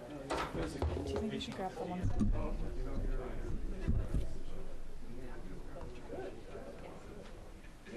want to get you on the wires. Oh, good idea. Yeah. I just passed you in the hallway. Yeah. Chris, I'm David. Hi, David. How are you doing? Very well. Nice to meet you. Excellent. I'm a big fan. Thanks. I don't know what that means. Well, in the sense this is specifically what it means.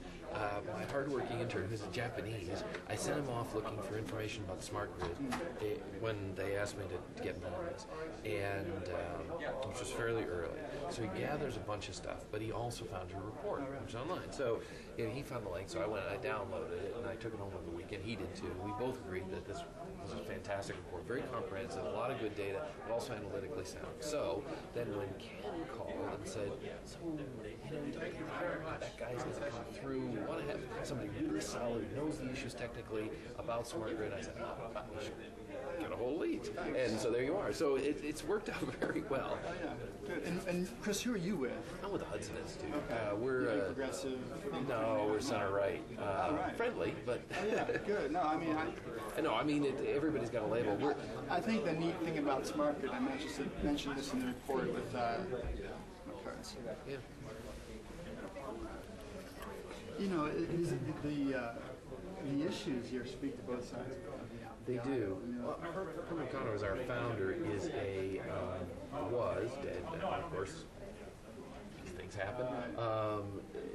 He was a conservative who believed in the advance of technology and planning ahead. So he's a big strategic planning guy. And a lot of what we do is near-term future scenario-based planning. And we're very, we think technology will help us get around a lot of problems. We don't necessarily buy the Malthusian climate change gloom and doom, but instead that, what we need to do is think carefully about how we get to the future we want so that we're not, sort of victims of Right. fate. I know this person's on the left, but I was talking to Thomas Friedman, the New York Times columnist, 2 weeks ago. And we were saying climate change has really gotten crossfire to death. Right. And that's probably, to the credit of the Republican Party and people that have an interest in maintaining the status quo.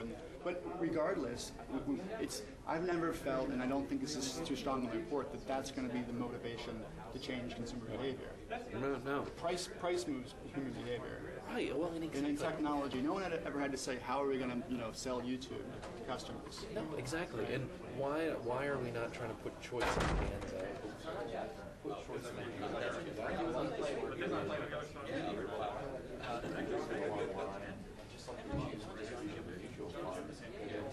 they can set up That's where it has to go. That kind of stuff. That's where it has to go. Then the consumer will tell you just how much to bill.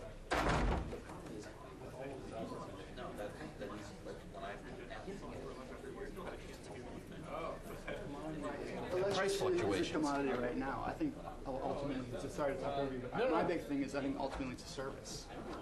Yes, but as long as it's a commodity, nobody is going to want to give up what becomes their buffer against price collapse, which is local regulation and utilities. I'm a big federalism guy. I don't think the federal government should do everything. However, we're going to have to find a way to make that transition to service if we're going to get out of we're going to get out of the bottom end. Yep. Because, I don't know. Yeah, it's a big, it's a big challenge, and I got to go to the ARPA-E opening. ARPA is the new advanced research program agency of the DOE. Right, the named after, DARPA of... Right, exactly. Yeah. So, and DARPA was originally named ARPA, so they got the name right, and At they least they didn't call it IRPA.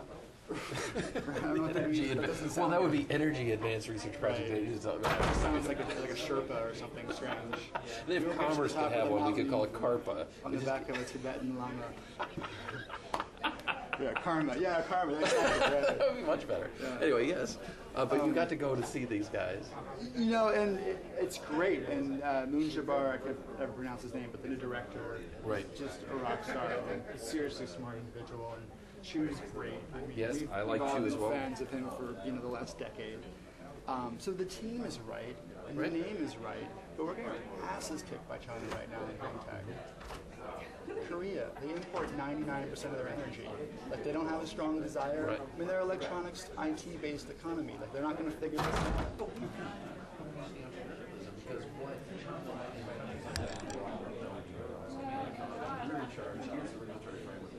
Well, that's right. And we don't do that well because we have this, we got 50 PUCs here that we're all going to trip over and never get anything done. And unless we're able to kind of find a way to unleash entrepreneurs, we're with all this regulation, it's going to be a nightmare. Kimberly, Oh, I think we spoke on the phone. Yes. Hi, Hi, David. Nice to speak with you. I gotta And you're with New York's something or other. Yeah, I actually work for Governor Patterson. That's right. That's right. But I come from the state PUC. Oh, you do? Yeah, I came 10 years in there as a council. Okay. I've gotten to speak with Gary Brown a number. Sure, a number of absolutely. times. Yeah. And so Gary's my former boss and probably my future boss. He's good. He's one of the PUC commissioners I really kind of like and respect. He gets it. Yeah, exactly. He totally Him, gets it. the guy from Ohio, Paul Sentinella. Yeah, yeah. And Rachel Chuck's Chong. here, right? Who's Chuck Gray? He's head of NARUC. Right, yeah, right. Right, I think he so spoke up and asked a question. He's yeah, he gets it, and He's giving me the look. it'll be interesting. Please, So I'll have a seat. I Yeah, know. but It's it's only very nice come in to when they meet hear you. we're starting. When does Patterson's term expire? His term expires on December 31st. He's not running for real. Right, I think I caught all that. There's a lot going on there. But, Is it just the two of us on the panel? It's just the two of you. Oh, wow. The Hydro-Quebec guy didn't show, so you have a little more time if you want it. Yeah. I mean, we've got a block. Take the time you want. So that's good because I have a few things to say about subsidies. On Oh, go hydro, right ahead. but, Go right ahead. No holds barred. We just signed the MOU with Vermont. Oh, right. Yeah, so they're going to get more PS credits, and one would have to send a subsidy for something that can be so price competitive on the market. Yeah. 5 cents. Is that what hydro costs? 5 cents? No, hydro really Well, good costs- morning. If we can get you back to your seats, we'll just get this second panel started. They're clearly a responsive audience. All you have to do is say that, and they move.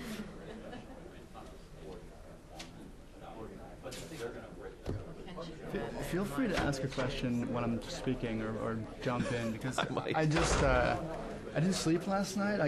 I need glasses and I've been putting it off for years and I keep getting these eye aches in the middle of the night. And I was traveling. I didn't have any Advil and I kind of had to Yeah, you kind of suffer look like, through you it. just tell me you're hungover from St. Patty's Day. That's definitely that sounds cool. good. You know, It sounds good. I missed that, and then I went to Georgetown. Tonight's the Georgetown game, and I'm on the Maxella train back to New York. So I'm not planning my fun very well these days, but I look like I've been through it anyway. Just lie. Right. It's much. It's more fun. Yeah.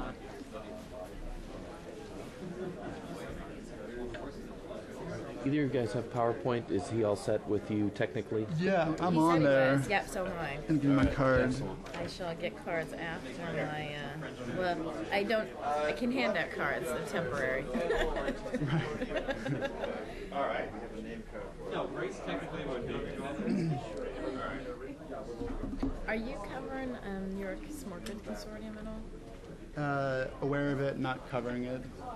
There's going to be some good things coming out of it. Okay. I'm going to talk about it a little bit. Good, because the thing about being a smart grid analyst, and as I kind of put, I'm going to put this up on the board, just this sort of taxonomy of what a smart grid is. When you start to realize the complexity of staying on top of each one of these market segments in 50 states, it gets to be a little bit hard to kind of, so I'm constantly juggling. I'm going to go meet the head of the demand response coalition. All right, good morning, everyone. Thank you very much for your attention and coming to this second panel at our conference today. My name is Christopher Sands. I'm a senior fellow at the Hudson Institute, and I'm the moderator for this particular panel. But other than that, you won't hear from me very much because we have a star-studded panel, a really terrific pairing here of two people who understand very much some of the discussion that we've had in the previous panel about the importance of regional compacts and local activity in putting together a smart grid. To my immediate left, to the right as you look at him, is David Leeds. David Leeds is with GreenTech Media, an analyst with GreenTech Media, focusing on the emerging smart grid sector. Prior to joining GreenTech Media, Leeds worked as an analyst at Babson Capital, MassMutual, in the Global Capital Markets Group. An avid world traveler, Leeds has come into contact with many of our most pressing environmental and social challenges around the world.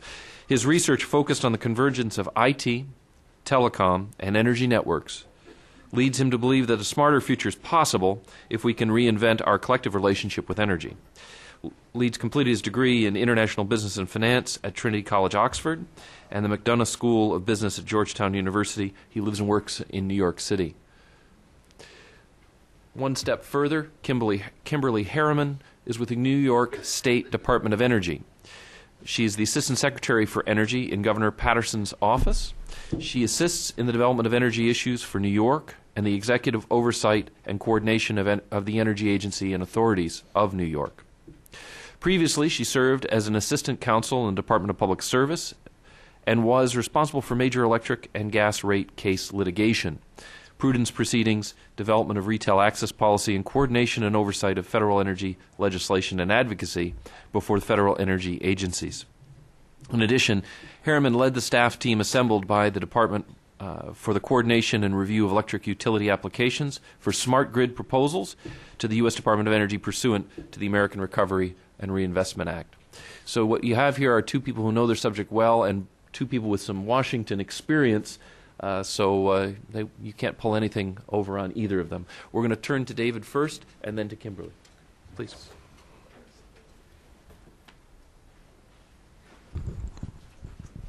Good morning, everyone. How you doing? I don't want to PowerPoint you to death, so if anyone has any comments, please jump in, cut me off. I basically have just one goal here today. I just really, I'm so used to smart grid flying around now ever since Obama mentioned it on Letterman last year as this sort of buzzword, but I don't think we have a really kind of good sense of what that word actually means. So my only real goal here is just to give out sort of high-level picture, and we can drill down wherever you'd like to, but just that we all walk away with a real sense of what a smart grid is. And so from our perspective, well, first I'm going to just put on this. So this is kind of what you normally see when you look through a smart grid PowerPoint presentation. And it's good because you kind of get away from the centralized generation, transmission, distribution, and then the end. So this traditional, someone mentioned the Edison meme earlier. We all know that if Edison woke up today, he'd recognize today's grid. Whereas if Bell woke up today, he wouldn't really have any idea what an iPhone is. So there was a revolution on one half of this. And then there's this sort of traditional thing that's now getting rejiggled. But it's very confusing to look at it like this. I mean, yes, you've got your required wind turbines and PV cells. But I think from our perspectives at GreenTech Media, what we're really talking about here is putting a communications layer. So we see smart grid as the convergence of three layers: traditional power layer, moving from generation to transmission, step down at the substation, the distribution in the neighborhood networks, to the end home or building. And now really adding that distributed generation, whether it's through solar power or storage, or it could be a fuel cell, or wind, or turbines if you live near a water source. But we're sort of now beginning to push power back into the grid, and that presents a lot of challenges on a grid that was really designed just to go one way. So it's sort of widely recognized that you can't push more than 15%, you can't add more than 15% new renewables or fuel cells or whatever you're doing, sort of DG, distributed generation, without kind of reworking the entire grid. So there's hardware changes, but there's also a big part of this is the data that informs both this, if you go a little higher, this is the utility side right here, and this is the end user. So primarily, I mean, we all know that there's 40 million meters coming to North America. Actually, that was a number before the stimulus. There was about 40 million meters already kind of assigned to be deployed. I think 18 million more were added with the RF stimulus fund. So we've got about 60 million meters planned if that process sort of gets rolling over the next 5 to 7 years. So that's sort of half of the homes in North America that will have smart meters within the really sort of short to mid-term. And I think meter is a concept that the customer gets, and it's sellable, and kind of moving from an old mechanical meter that one. Oh, thanks. Yeah, they're not picking you up. Can you guys hear me back there? Are you picking me up? So I think the meter is sort of a very visceral and tangible thing, but it's not about the meter, and it's not about reducing the truck rolls at the utility. What the whole meter story is about is putting this communications platform in place. So if you think about why an iPhone is so successful, what they did is they opened up the development platform to third parties so that anyone in the world can now develop an application to sit on top of that platform. And that's, from our perspective, that's really what a smart grid is. It's sort of, and you've heard about AMI and demand response, and of course utility systems like EMS and SCADA and DMS and GIS. But really what we're talking about here is putting that communications platform in place. Utilities always had the local area network, the enterprise sort of, their email and everything like that. The wide area network has existed because they've had to speak to sort of at least the more important substations of the network. So we've had the WAN, this component. We've either used a fiber network or sort of a cellular network, but this is the missing piece of the smart grid. This is the AMI or field area network or neighborhood area network. It's never existed before, and that's why a company like Silver Spring is expecting to go IPO in the next quarter. It's because they're one of the tech leaders that has established a solution there at a sort of at a very good cost. I mean, we can argue about whether RF mesh is the ultimate solution or if WiMAX or 4G LTE will kind of fill this out. And a big question is, will these networks, these 900 megahertz mesh networks, satisfy our data needs as the consumer starts to become involved? So I know we talk a lot about how do we get the policy right, and it's really important, but no one ever had to sell me on YouTube or Facebook. So I kind of think that really it's technology driving this, and right now it's just about getting this piece in place. And then if we just slide on here. This is sort of, this is like if MTV was to have a smart home. This is like the MTV Cribs smart home. It's like you've got your storage source, you've got a fuel cell, you've got your electric vehicle, you've got solar panels, you've got a macro wind turbine, and then you've got an AMI meter kind of driving this so that everything you're doing here is being communicated back and forth to the utility. I think that's kind of an unreasonable picture, but it sort of sets a vision of what's possible. And I'm a big advocate of solar power, of electric vehicles, of having storage kind of on-premise or at least sort of for microgrids. So that's just kind of like the vision of what it could look like. But I think it's more important just to go back here and just think about it's really the communications between the wide area network and then the home that is that's Smart Grid 101. That's what we're building out today. And once you do that, then you can do Smart Grid sort of 2.0, and that's bringing customers and buildings, into the process. And a lot of this work is, there's more in terms of venture capital, there's more money kind of moving into this space right now than any other place in the smart grid, because everybody wants to control the customer relationship. You've got Google, you've got Intel, you've got companies like Tendril and GridPoint. This is a huge value proposition once you get this communications network in place. And so just to kind of come back to this, we've got data going in two directions, we've got power going back into the grid, and then we have an infinite number of applications we can put on top of that. You know, if you have an aging mother and she's got medical equipment in her home and her power cuts out, wouldn't it be nice to get a text message saying, oh, mom's power just went out? I mean, that's really, really easy to do once you establish a communications link kind of back and forth. And there's, you know, I used to sit around and think about what kind of new iPhone apps I could dream up when my friends and I would sit around. Now it's really, what new energy apps can we dream up? And there's really just an unlimited kind of variety that I've heard, and it's going to get really exciting in the next couple of years. But first, we have to get the meters in place and kind of build out this comm layer. So that's kind of where we are, and if you just take anything from my talk today, I think that's what I want to kind of hit you with. Scroll through here. So my agenda was to kind of, you know, I could talk about the smart grid characteristics and the drivers and challenges, but we look like a pretty, you know, intelligent audience. So I think a lot of this will kind of, you know, be old news to you, but I'm happy to kind of review. And also I could kind of go into detail about the different application layers of the smart grid and what they mean. So I'll just try to move quickly, and if you have any questions, please speak up. Oh, going backwards here. So I think some of these are mentioned before. Self-healing, that's important. That would prevent another blackout like the one we had in 2003. A big part of smart grid is actually making the grid itself more intelligent. So there's sort of different components of smart grid. There's getting the customer involved, and there's also making the grid itself more intelligent. If you think like least cost routing algorithms for the internet, we don't really do that so much in the distribution of electricity right now. If my power goes out, I kind of walk out in my neighborhood and I look and say, oh, my neighbors are out, and then I call the company.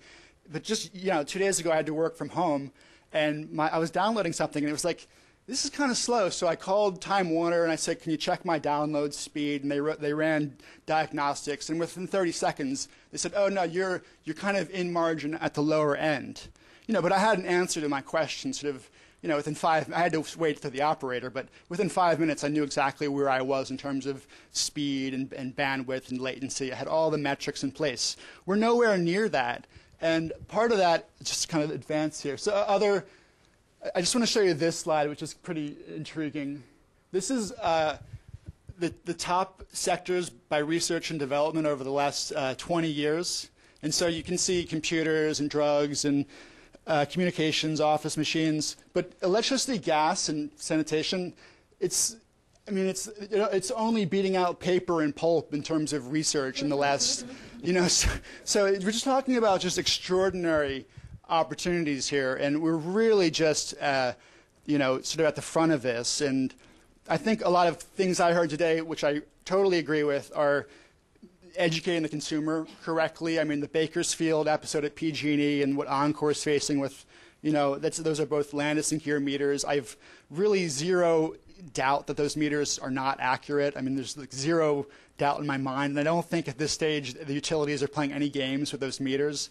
But I do think that utilities, just like their systems, when you think about their SCADA and their EMS, how that's not always kind of connected to their outage management system, just politically, or just sort of how they're sort of established, that they need to sort of have a really just sort of across the board, enterprise-wide understanding of what they're doing, because we don't want to get this wrong. This is just the beginning of smart grid, and I think, you know, I don't know if 80% of the ARA funds went to meters or not. There's certainly other things that need attention, but you know, we're just trying to begin this. And you know, I was at there's the ARPA-E, which is sort of the DARPA for energy, and they had a big summit about 2 weeks ago, and I'm very impressed. I'm very impressed with the DOE and what they've done over the last since President Obama's taken office, and the job they did, at least initially, and sort of I think it was very fair in the projects they picked. There's still a little bit of a tax problem right now, but I think money's starting to come out the door right now, and I'm not trying to pick on anyone. But Yeah, so. No, but I'm very impressed. But I think this is just venture capital moving into smart grid. You know, we're not the only. So I'm in that room and I talk to a lot of smart people, and I'm very, you know, the team's great and the projects that they're funding is great, and we've got the military name right, but we don't have nearly enough money going into smart grid. I mean, we're putting, for ARPA, it was $400 billion, and we're putting, you know, I think people could disagree with me. I know the DOE's put a huge kind of down payment on our energy future through the stimulus in all kinds of ways. But if you look at, you know, what China's doing, and what, especially Korea, who imports 99% of their energy, and have a very kind of IT-based economy, I think there's a lot of sort of just interest in the U.S. and in Canada to kind of be the Silicon Valley and to be the technology leaders of the smart grid. And right now we're not doing that, so that's discouraging. And that's a question of a lot of things. It's federal policy. It's getting the capital markets kind of to play in green tech a bit more. But you know, clearly this is a market that has gotten venture capital funding, which is, you know, that's the first step in any industry. Do people want to take a chance on this? Does it make sense? Is there an exit strategy? In 2005, we had 60 million. 2008, almost $500 million. Last year, it was kind of an off year with the recession, but this is through the third quarter. It ended up about $320 billion in smart grid last year, which kind of overall, compared to just the whole green tech sector, which I'm very involved with, you know, it's a small portion. Green tech at $8 billion. 2008, and if you think about the 3.4 in the ARA funds plus the matching investments of the utilities involved, that's a direct investment of $8 billion. So, you know, that's more money than all of green tech 2 years ago. That's a substantial amount, but at the same time, you know, EPRI is the Electric Power Research Institute. They're saying in order to really build out the smart grid across the nation, we need to invest $8 billion a year for the next 20 years. So, and I think, you know, I got to speak with Google's energy guy, Dan Riker, last week, and he's very concerned, and I feel very concerned that, you know, after this first sort of stimulus push, are we going to keep giving green tech and smart grid the dollars we need? Because if you think about kind of unleashing renewable energy, there was a great report by MIT that said, you know, all of it is niche until you have a smart grid that can integrate these intermittent sources of energy. So unless you have the technology that can communicate when to store a solar panel into a battery, when to discharge that, how to move more energy from on-peak to off-peak, unless you have that sort of fundamental technology, renewable energy is never going to have the impact we want it to. So that's sort of actually how I got involved in smart grid, is I had a kind of deep interest in kind of making sure we started to make these moves, and I started to see this as the real lever for renewable energy. Let's see here. And then the challenges right now, of course, interoperability standards, you hear about that a lot. NIST is kind of hammering that out right now, making sure different devices across the network, the communication network and other devices can speak to each other, so that you don't have vendors trying to build out proprietary systems where the utility has to buy only their solution, and then when there's a technology advancement, you know, you have to kind of put in a whole new system. Or it's just sort of a backward way of deploying technology that we realized about 15 years ago. So we're really trying to have as much of this as open standard, as open platforms as we can.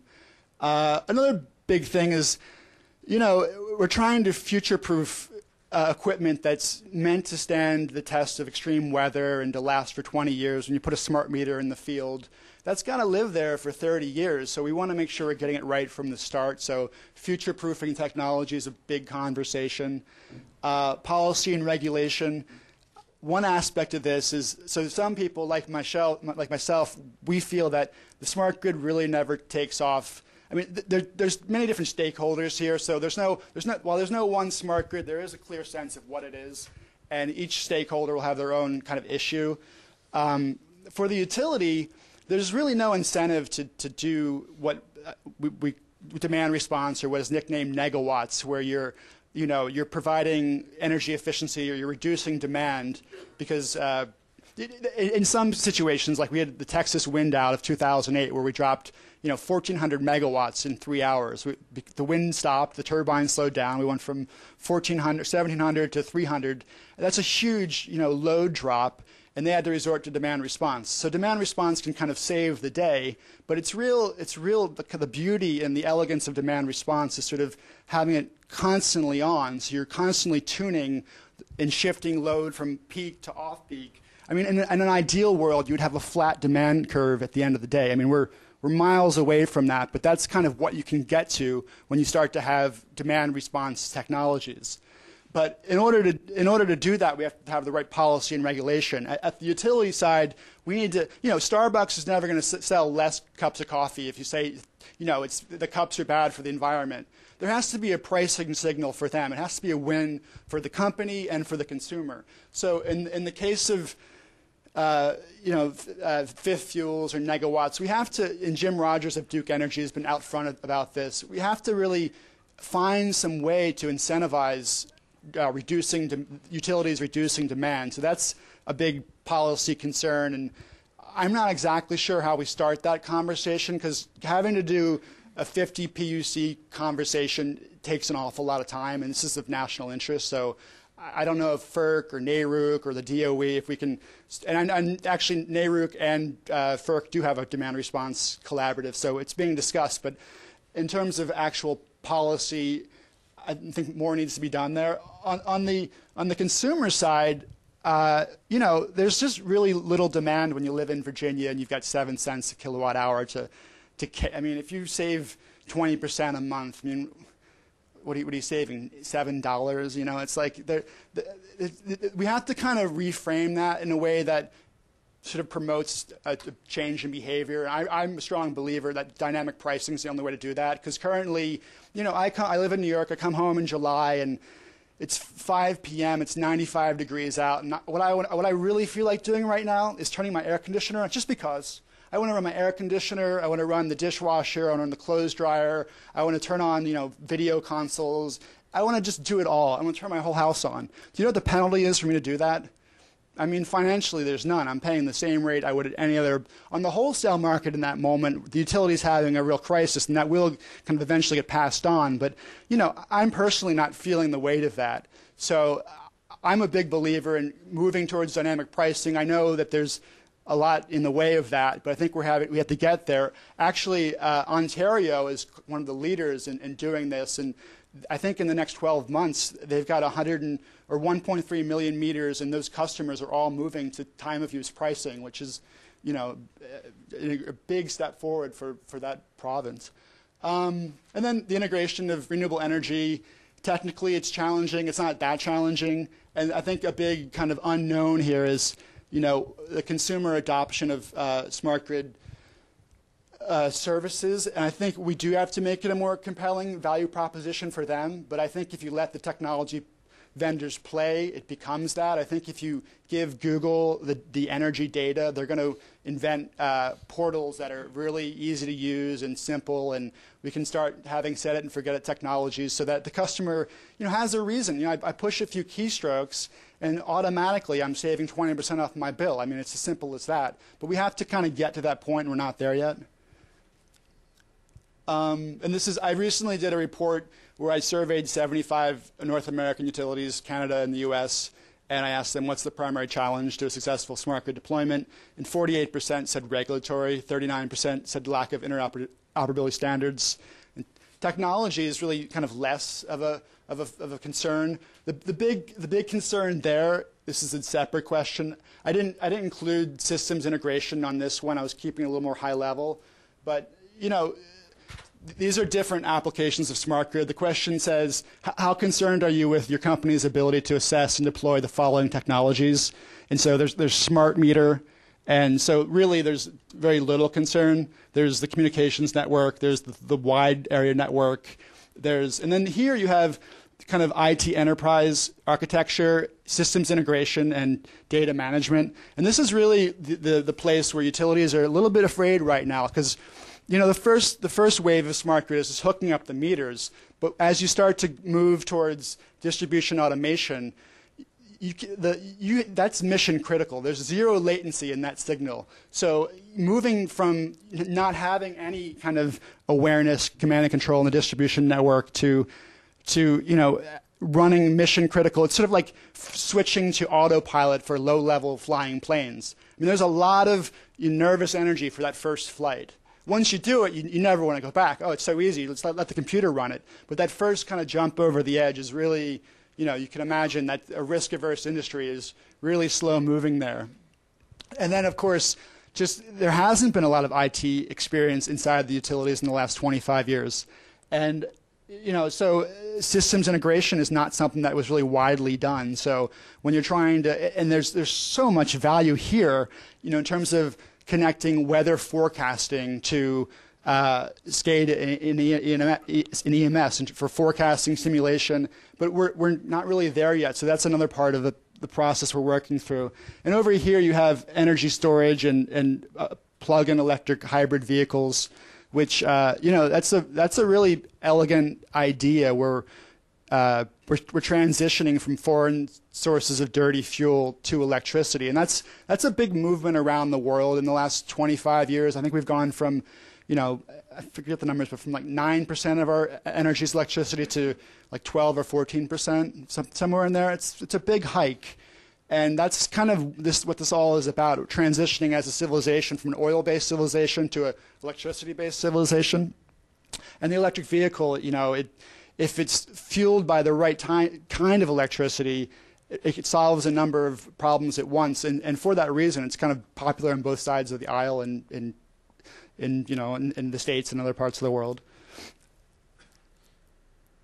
So I talked about the different layers, the power transport layer, the data transport layer, and the applications layer.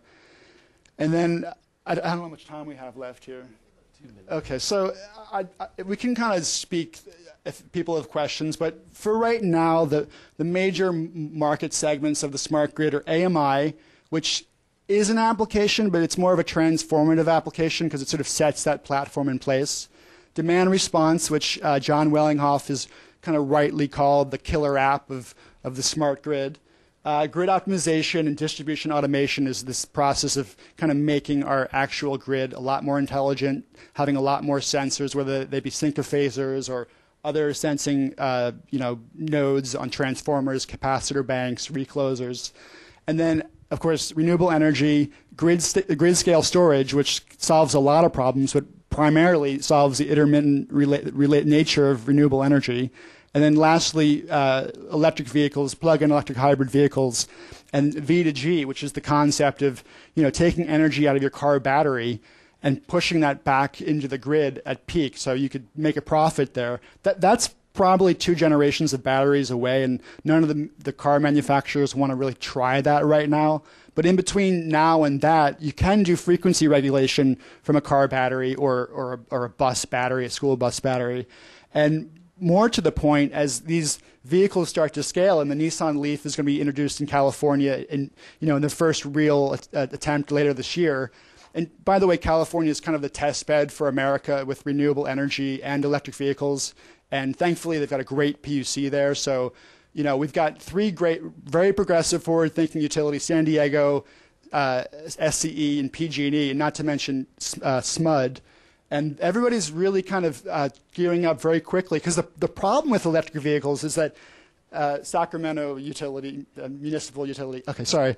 So, but just to finish, the problem with electric vehicles, which is another reason why we need dynamic pricing, is that when you add an electric vehicle, you kind of are doubling the load of a house, right? So if a transformer in the neighborhood is set up to really work 4 houses, and you put 1 or 2 electric vehicles, it's not going to be long before you blow up that transformer. So there's sort of real technical challenges that are quickly emerging, and electric vehicles are going to kind of be deployed like plug-in hybrids, where they're all kind of pocket in certain neighborhoods. So this is sort of a challenge that's coming quickly.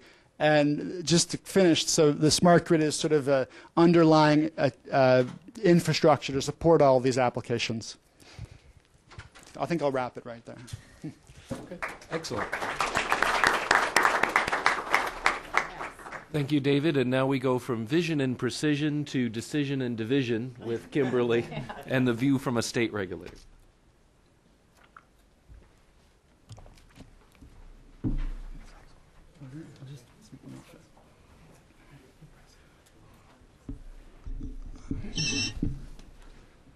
Hey, good afternoon, or I guess it's still morning because before lunch. My name is Kimberly Harriman. I am the Assistant Secretary for Energy in Governor Patterson's office. Prior to joining the governor's office, I served as Monterey was saying, for 10 years as a staff counsel.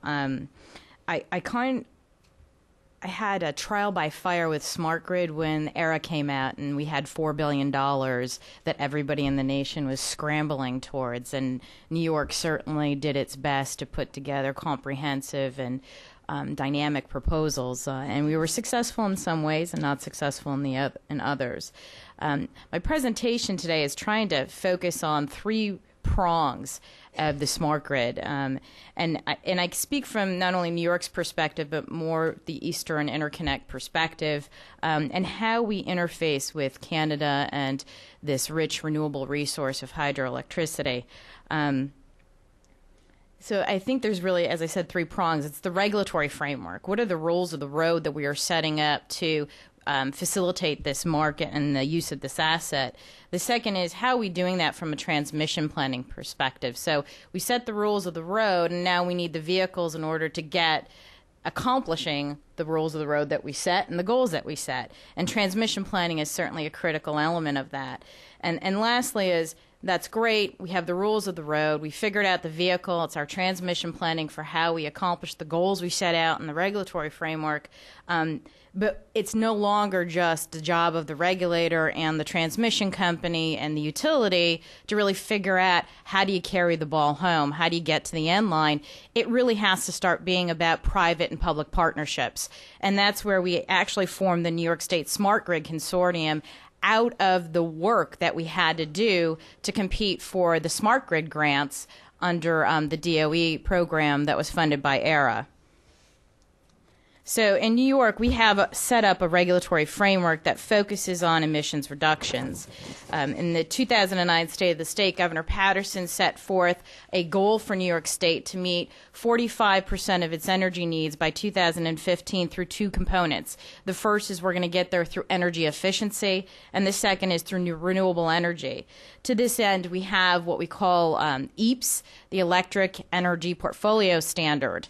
We're pumping multi-hundreds of millions of dollars into utility and central procurement programs to achieve energy efficiency.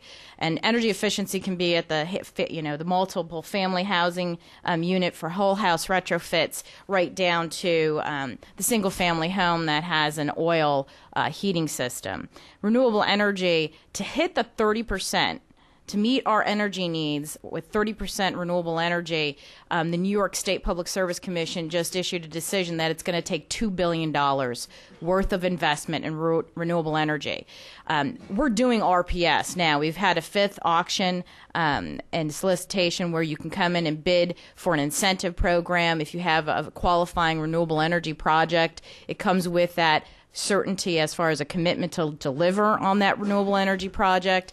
And I'm sure we can always improve, because the first thing I'm going to hear is, unless you have long-term contracts associated with that renewable energy source, we're not going to survive and create a vibrant market. The second initiative, and I think it was mentioned earlier, is the Regional Regional Greenhouse Gas Initiative, RGGI. New York partnered with a bunch of states in the East to create what is now being explored at the federal level of a national cap and trade. We're doing it in New York and with our other sister states. We auction the emission credits from these electric generating facilities, and we use the proceeds to fund a variety of initiatives, including energy efficiency. But one of those components of the operating plan is smart grid, because we realize that without a smart grid, we're never going to hit 30%, because it's great to have all this wind located up in Canada and the northern part of the state, but we can't move it. And I'll get into that. We're having already bottling issues up in the northern part of the state. Lastly is the governor's executive order, Order 24. He set forth a policy of having 80% reductions in greenhouse gases by 2050. And this is a council that's going to be created to look at and develop a plan of how do we meet that target. And generation is only a small part of that. If you look at the impacts from transportation, it's a significant driver. And so on and so forth. So to hit 80 by 50, it's going to take everybody at the table, all sectors of the economy, to work together to achieve that goal. And that goal is also mirrored in some of the legislation that you see now on the Hill, both in the House bill and the Senate bill. Okay, so along comes the American Recovery and Reinvestment Act. $3.4 billion for our investment, $617 million for smart grid demos, and I'm happy to correct. There is a tax ruling. Thank you, DOE.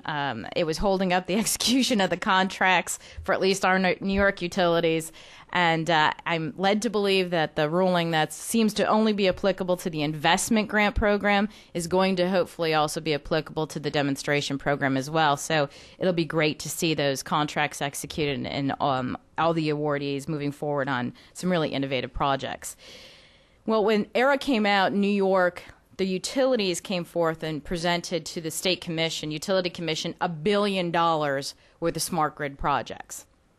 And we probably don't do anything in under a year. Most times 2 years. Well, ERA came forward and folks made the decision that if the State Regulatory Commission was backing these projects, they'd have a much better chance of success at DOE. That gave us maybe an 8-week window to evaluate $1 billion worth of projects. It was challenging. We assembled a team of engineers, economists, consumer specialists, and we had some really good fights inside. I can tell you, because there's always this fundamental pull between, do we pump all the money into smart meters, or do we look at transmission and distribution system automation? And so we had a lot of interesting dialogue, and we had commissioners who were facing rate pressures just from covering pension and OPEB costs at their utilities and just replacing the 100-year-old piece of wire that's sitting on the pole that keeps failing. So we have all these cost pressures, but we got to look at $1 billion worth of projects, and we have 8 weeks to do it and convince 5 commissioners that it's the right investment to make. There's nothing, I don't know how many times I used, it's 50 cents on the dollar. It's 50 cents on the dollar. Well, at the end of the day, we got 800 million projects approved from the commission. The utilities went forth and supplied the applications to DOE, and we walked away with about $440 million worth of smart grid investment. Just to give you an example, Con Edison was the primary winner for New York on the smart grid investment. They received significant awards both in the investment and the demonstration programs. But we also had a pretty innovative project, and I think I'm touting us a little bit, but we're the leader, hopefully, in the nation on the implementation of the PMU devices and dispersing them across our network. Now, so we pat ourselves on the back because PMU is great, and that's good, but the problem is that we didn't have that communication. We don't have the communication lines connected to the PMU devices. So what we get is the instant replay of an NFL game and not real-time operational control of the system. And everybody knows we had also this broadband stimulus. So how do we measure up the broadband stimulus of bringing communications facilities to various parts of the states, connecting the PMU devices and potentially some of our major substations so we have real dynamic control of the system? Well, the utilities wouldn't talk to the telephone companies or the cable companies, and they decided they need proprietary fiber optic networks, which was going to set us back another couple $100 million. And needless to say, we have PMU devices that are going in, but we do not have funding nor a plan for how we connect the communications devices to take those PMU devices and take them to the ultimate extent to their capability. We'll get there, but it's just an example of how even a little step forward on smart grid, because these devices are considered smart grid, aren't even all the way there yet. And it's going to take a lot of work among various participants, from the utilities to your regular telecommunication providers. Okay, so we have the regulatory framework in place. We have this goal. We want 15% energy efficiency. We want 30% of our energy needs to be addressed through renewable resources. And now we have to plan for it. And how do we plan for it? And there's always that tension. You have the state PUC who says, I'm going to do the transmission distribution planning. FERC, DOE, no offense to former chairmans and the secretary, we say, you stay out of it. We're going to do it. And we didn't do it. We didn't do it for a long time. And then, lo and behold, all this stuff comes up with 15% energy efficiency, 30% renewables, and now we have our utilities engaged. And they're engaged through the New York State Transmission Assessment and Reliability Study. We call it STARS. And they're going to have to do the work of looking at their infrastructure, which is crumbling under the weight of modern-day uses and the failure to invest in the infrastructure. And they have to figure out, what do I need to invest in, when and where? And that's going to be driven largely by what we call LOLE, and that is how many times during a 10-year course is this system going to crash. So we have 1 day in 10-year probability, and we do a lot of these fancy modeling runs to figure out, okay, we need another line here, we need another cap bank there, and that'll get us to 1 day in 10 years for a crash. I don't think that's the best way to decide how we invest in our transmission system, but that's the lay of the land. That is the regulatory and the utility perspective. And I think it's great because it ensures reliability. So I don't want to knock it, but the question is, how do you move them to just making the system work, to making the system work better and utilizing it to its fullest extent? And that's what we're trying to accomplish with the Phase 2 on STARS. So now we have, here's what our needs are. And that STARS assumes a lot of penetration of hydro resources in from Canada, siting of wind in the northern part of the state, and how do we move that? Because we have this wonderful bottleneck called New York City. And I want to say it's a flushing sound, but it certainly drains a lot of the energy downstate. But we have a bottleneck, and you can only pump so much juice into the city. We don't have the infrastructure to have any more imports into the city, and so we have certain in-city capacity requirements that have to be maintained or the lights go out. And when the lights go out, that's a bad thing, especially in a metropolis like New York City. So Phase 2 is supposed to look at these transmission alternatives. And we have to look at how much wind are we going to integrate, how much hydro are we going to integrate, and how do you do that? And I was at a briefing with all the utilities, and they were talking about STARS and what they were doing. And I said, are you going to look at smart grid? And they kind of looked at me. Well, I guess. And the question's going to be, what line do I have to put up to ensure I can have import from the north for our wind and further north for our hydro, but can I do it in a smarter way? And that's going to really be a difficult thing for the utilities to grapple with and for the regulator to grapple with, because I've done a lot of utility rate cases, and I can say I'd be the first one to cross an engineer who wants to put in what I would call, quote, gold plating a system versus getting us the minimum reliability and transport capability that we need for the lowest cost. And there's a real tension there, and it's going to be a fundamental shift in thinking. And I don't even guarantee I could accomplish that in the state PUC, because it's going to take a lot of years. This isn't going to happen overnight. We have a 100-year electric system. It's not going to be transformed in 2, 3, 4 years. I think we're looking at a minimum of a 10-year transition period to really change the thinking and how we approach replacement on aging infrastructure, and do it in a way that goes that extra 10 million, 20 million, 50 million to get you to the type of dynamic system operation, visualization, and control that's going to be necessary to meet what I think is a smart grid standard. On the other side of the fence, so we have the transmission owners who are doing their own transmission analysis, and then we have the New York Independent System Operator, which is the New York's operator working on transmission planning. And they take a look at a bunch of scenarios, and they say, okay, this is where we're going to have a problem with the reliability of the system. They do it on a 10-year planning horizon, and they assume hydro and wind assets. But what happens here is they tell you there's a problem in 2012 in New York City. And that's it. They don't tell you how to fix it. People can come in and tell you how they're going to fix it, and most times it's generation. But transmission and the smart grid investment to know how to either increase the import capability into New York City or free up the bottling that's going on upstate of wind is never on the table. It's not contemplated.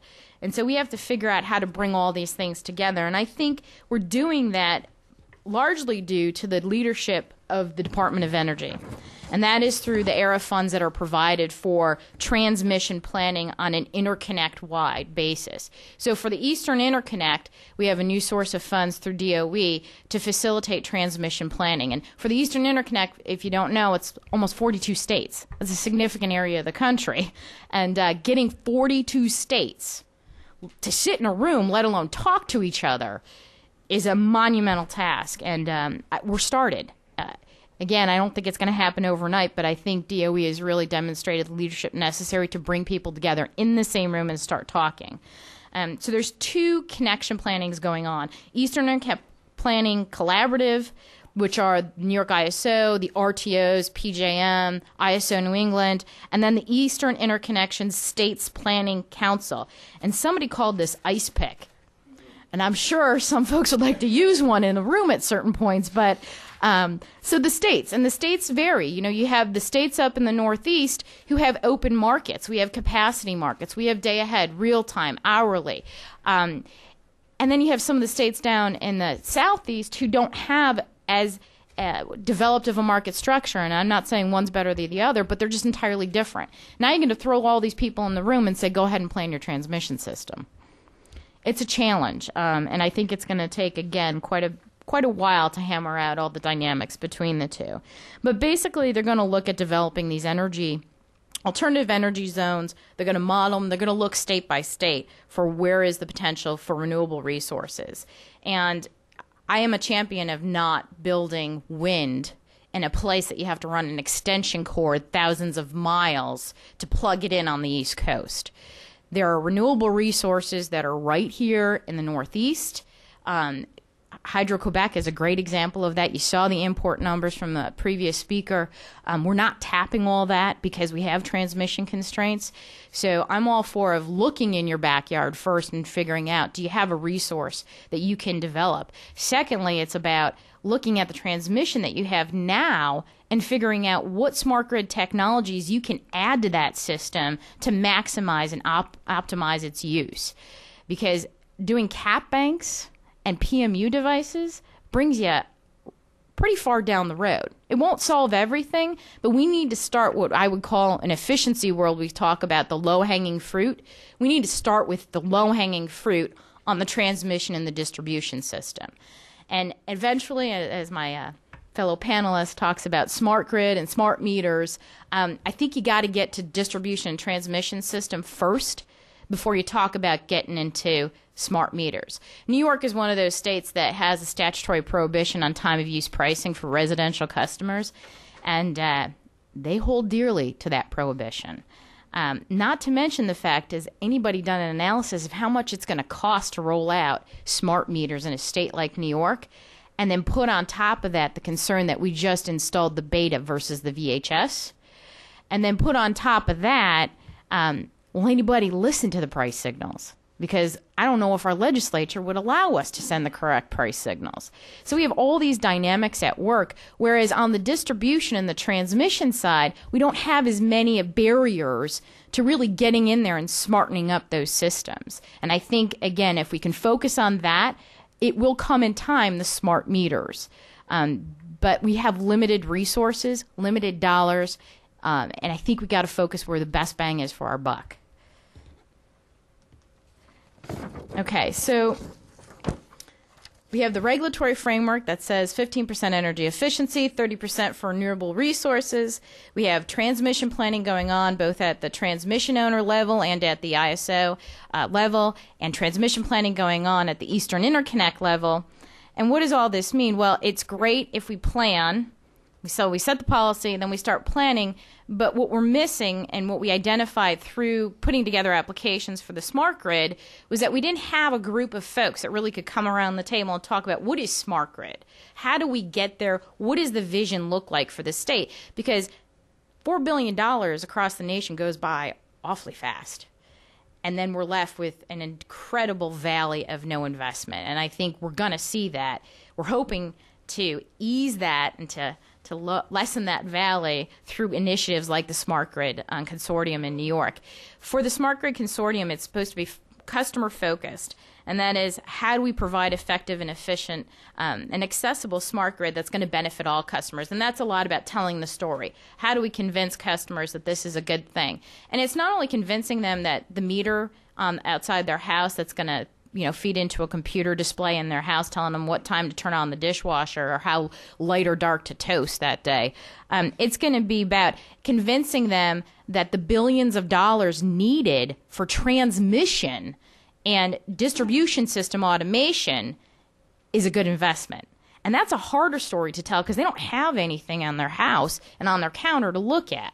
So I think we got to start first with the big picture, convincing ratepayers that it's okay to increase rates, sometimes by double digits as far as a percent goes, because we're going to get benefits. And we have to do a really good job of telling that cost-benefit story. And that's where the consortium comes into place. We have to figure out how to effectively communicate this to customers. And then we have to be strategically aligned. We know that the grid has to be dynamic, it has to be secure, it has to be sustainable. And I'll give you a really good example of secure and what that can mean. We have these great PMU devices that just got an award from DOE, and lo and behold, during the discussion of these, how are we going to roll out the project, we get told NIST is going to make us, I don't want to tell you the term, but basically encapsulate each device, which is going to potentially drive up the cost twofold. Now, we're still talking about that, but one of the disconnects that has happened is we all ran for $4 billion of smart grid investment, and lo and behold, in come behind us, the regulators, NIST, and talking about cybersecurity. But they're behind us, and we're already in front with proposals for what we're going to put in the ground. But now all the proposals could be tossed up in the air because we have cybersecurity regs that are coming behind us. So at some point, we got to kind of get on the same page. And I realized that there was an absolute public purpose in having ERA and stimulating the economy during the worst recession we faced since the Great Depression. But now that the dust has settled, we really got to figure out how to bring along the cybersecurity and the infrastructure standards to meet as the regulators are deciding what money to spend where. Because, again, we don't want to have a situation where we make this billion-dollar investment and then we get told later on you got to pull it out because it doesn't meet cybersecurity requirements. So the consortium is designed to bring together folks that are in tune to what's going on with NIST, is in tune to what's going on with policy from both the federal perspective and the state perspective, and as well as in tune with what's going on in the marketplace. The consortium has IBM, GE, Lockheed Martin, just to name a few of the market players that are in the consortium and talking. And that's a big challenge because that gets to the collaborative nature of it. And how do you get the competitors to decide to sit down at the same table and not give away the firm's secrets? And it's a challenge, but we're working through that challenge. We have all the transmission owners at the table, the New York ISOs at the table, a multitude of state governmental officials and entities are there, and we have universities from every corner of the state. And so now we have a situation where we're developing projects that take the applications that are being developed at the university level, talking to the GEs, IBMs, Lockheed Martins, and saying, here's my idea for the application. Here's some of the research that I have done at the graduate school level. How can you build me the device that's going to allow me to use this application? And that's where the consortium's facilitating those partnerships. So then the GE and IBM say, okay, I can give you your device, and then we got to get the utilities to say, well, it doesn't look like anything I've seen.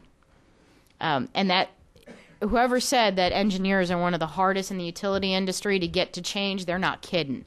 And that's going to be a huge hurdle for us, but that's part of the benefit of the consortium.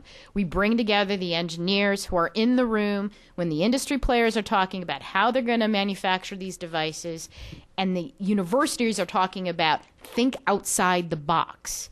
You thought you could use your PMU to do X, Y, and Z. I'm going to give you a whole alphabet menu of what you can do with it. And we're getting there, but it's going to be painful, and it's going to be slow, and we're going to be uncomfortable. I think if we're comfortable, then we're not doing the job we need to be. So we're looking at, in the consortium, innovation. How do we tie, as I said, this R&D, the technologies, the manufacturing, and the deployment? and be able to go back to the regulators who have to write the check at the end of the day out of the ratepayer account of how to justify the expenditure. And one of the things that I said at the last meeting, which I almost got kicked out for, was that the manufacturers, when you talk about applications and, getting to that customer base, well, I think you got to put some money on the table because it shouldn't be done on the backs of ratepayers alone. If you have skin in the game, you have ownership to make sure that the technology is not going to become obsolete in 5 years and you're stuck with a 15-year stranded asset from the ratepayers. And you got to have ownership in the fact that we want to have this interoperability. We have to all be able to interchange things because if we're all going to be protectionists, then we're not going to move the smart grid much further forward.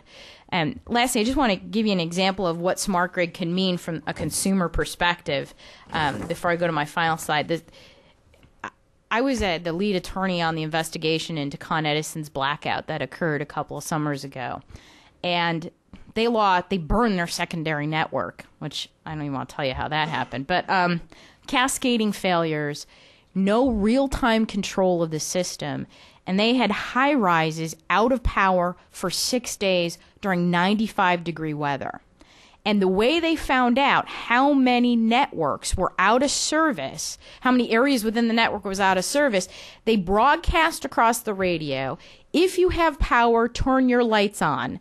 And they sent trucks driving through the neighborhoods, checking off on a map, pencil and map, not even a computer, who had power and who didn't.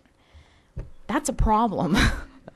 And we need to figure out how to stop reacting to events like that and start planning long-term to control the system, to optimize it, and to ensure that it works for everybody.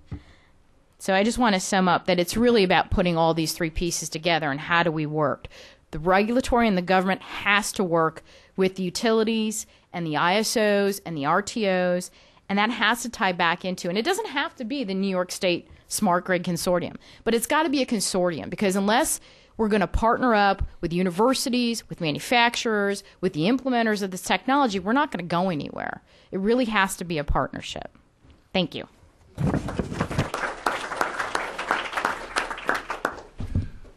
That put a lot on the table, certainly enough to keep everybody stimulated, both a vision of the future and a vision of why we're not there yet.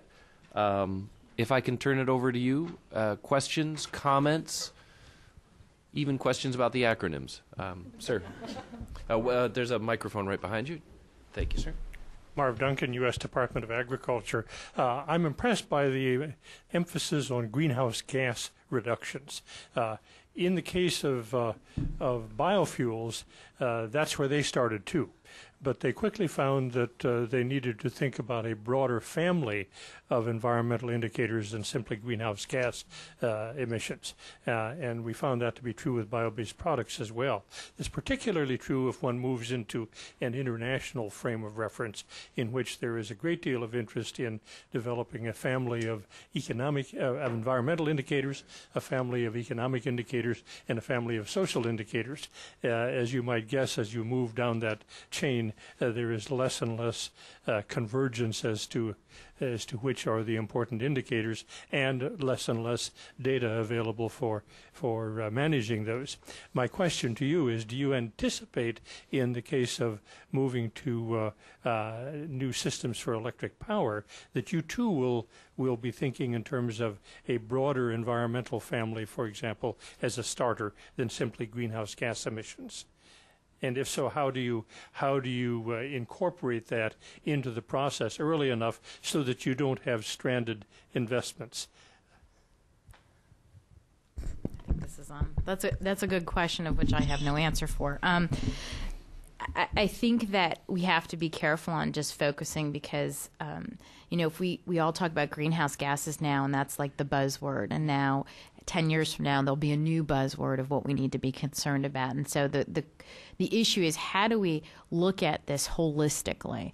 And biofuels is a great example of that other prong, which is energy independence, and really looking at the energy independence not as much as the environmental. They all have a relation, right? Socioeconomic, Absolutely, sustainability. And biofuels is a huge driver. The Conference of Northeast Governors does a lot of biofuels research. We're hoping for another federal appropriation to continue that research. But there's a lot of other issues that come up with that sort of technology that we're trying to keep our eye on the ball. So I do think it's a little bit of a silo issue going on. You know, we have biofuels, and then we have other renewables, hydro, and then we have wind. And I don't think we've done a great job of kind of taking a look at the whole picture and figuring out what are all the drivers behind that. I don't know the answer, though. We're beginning to see a convergence of standards for biofuels and bio-based products, for example, and that emphasis is particularly true internationally. One of my questions is, at what point does that begin to wrap in electric power generation? You know, I don't know. I think that it's gonna have to evolve. You know, everything gets to a crisis and then we react. And so I hate to do that because one of my mantras is let's not be reactive, let's be proactive. But sometimes you just don't know until it becomes a crisis, and then you have to be reactive. So I don't know when you're going to see that convergence of the market. And I'm hoping somebody smarter than I will come up with the solution to that answer before it's too late. Just to follow up, I like Kimberly's answer because, you know, I do think, I don't think we're going to sell smart grid and a lot of these technologies on climate change. I believe in climate change, and I think that actually smart grid represents the number one IT investment we can make to attack climate change when you think of electricity generation as the number one source of carbon. But I think, you know, I was speaking with Thomas Friedman, the New York Times editorial, 2 weeks ago, and he said to me, you know, climate change has been cross-fired to death.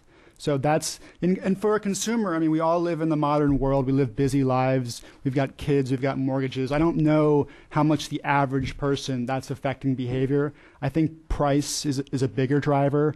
And I think in terms of a wider economic picture, being the market leader and the next, I mean, the thing about ARPA-E is everyone in the room agreed that green tech is the next great industrial revolution. So there's just so much that comes along with being the market leaders there. I think that's how we kind of push this forward. And I also agree with Kimberly's points about, you know, where do you start? I think it's unfortunate that smart grid kind of encapsulates so much because it's really hard to bucket like what we're doing on the wholesale transmission side with what we need to do to get the consumer involved. I'm happy that we're just kind of raising the conversation across the board. But there's just a lot of education. I don't think the average American realizes that half of our energy as a nation comes from coal. I mean, just as a starting point. I mean, I don't think that is even understood. But you know, I don't. At the same time, I don't think climate change is going to move us forward. Just that's my opinion. I'm not satisfied with your answer, with all due respect. Fair enough. For example, if you optimize your electric system for greenhouse gas emissions, you may well find that you have violated a number of other environmental constraints or economic or social constraints that once people find out about it, they will think are very important. So the question that I really raise is, should someone in this process be thinking more broadly than just greenhouse gas emissions as you think about how you retrofit your electric power system to be sustainable? I think they are. I think that, we have to look beyond greenhouse gas emissions. We have to look at energy independence. We have to look at sustainability of resources. So I do think we are looking beyond greenhouse gases. But as technology evolves and what was once thought is safe is no longer safe from an emissions perspective or from a practice perspective, whether it be environment or socioeconomic, we're going to have to learn and adapt because we don't know what the future holds. And I'll give you a good example. Environmental justice is an issue that is out there, especially in metropolitan areas, that's at the forefront of concern for folks. And so in New York, we now have to figure out, okay, we have greenhouse gas emissions, we have energy independence and security, we have environmental justice issues where we're citing some of the dirtiest plants that we have in a confined area that's really having a negative impact on the community. The 80 by 50 initiative in New York is about looking at all of that. Do I think they will hit every single issue that in 10 years we would look back and identify? No, because there's no way you can do that. But we're sure as hell trying. And I think that's the key. We're trying. But we won't always succeed. And hopefully we'll get closer to the mark than further away. There's a gentleman there. Hang on, there's a microphone for you, sir. Thank you very much. I'm Gardner McBride. I'm the Vice Chairman of the Peak Load Management Alliance. I happen to be from a Canadian company as one of the 3 officers. First of all, Kimberly, I don't think you're looking at a valley. I think you're looking at a chasm about 2012, 2013 in terms of investment possibilities. But David, I'm interested. You talked about Edison, and you talked about Bell, and you talked about what their perspectives would be, Edison recognizing, Bell not familiar with an iPhone. I'd like to suggest a third icon of technology, Nikola Tesla. And I think that he would be in this discussion, and he would wonder why we're talking about things that will soon be obsolescent. I'd like to hear you address 2 things. First of all, where is the microgrid in this process? And secondly, are you familiar with Ontario's feed-in tariff program and the stunning results in the number of applications that they've had only in the last few months? Go ahead. You can speak to the Ontario. I'm not familiar with that. I can speak to the feed-in tariff issue. Spain and Germany also had feed-in tariffs, and it almost bankrupted the country in Spain. So feed-in tariffs can be a great device if they're structured well. We had a little law in New York called the 6-cent law to entice generation construction, and it almost bankrupted 2 of our biggest utilities. That's what happens when you statutorily prescribe the price you're going to pay for something. So feed-in tariffs can be a good thing. They can be a good mechanism, but they have to be structured right. And putting in place hard prices in a statute, never a wise move. Putting in place something that's pegged to market rates could be. And a feed-in tariff does something that RPS is not doing in New York, and I'll acknowledge that. Feed-in tariff gives you longer-term certainty to enable you to go out and do the financing necessary to build these investments or these projects. And so I don't have a beef with feed-in tariff. I just think you got to do it right. And if you have a feed-in tariff, you have to ask yourself, do we need a renewable energy portfolio standard? Do we need another subsidy on top of that? And I think that some utility commissions that are looking at price impact on consumers are going to say it's got to be one or the other. So just a little thought on the feed-in tariff situation. Yeah, and to the microgrid, I think that's a very exciting application. And it does change the paradigm of how electricity is removing from a centralized system where you push power from the centralized generation down to the end user to sort of generating and using in one place. And that's a revolution in weighting that's going to affect the entire world. I mean, if you think about, now I lived in places like Bangkok and Bombay, and I would kind of be amazed to see sort of people didn't have homes having cell phones. They no longer needed that infrastructure in place to get the result that they needed. And we're moving there. I don't think smart grid and adding intelligence to our distribution and transmission network and a microgrid are kind of in opposition.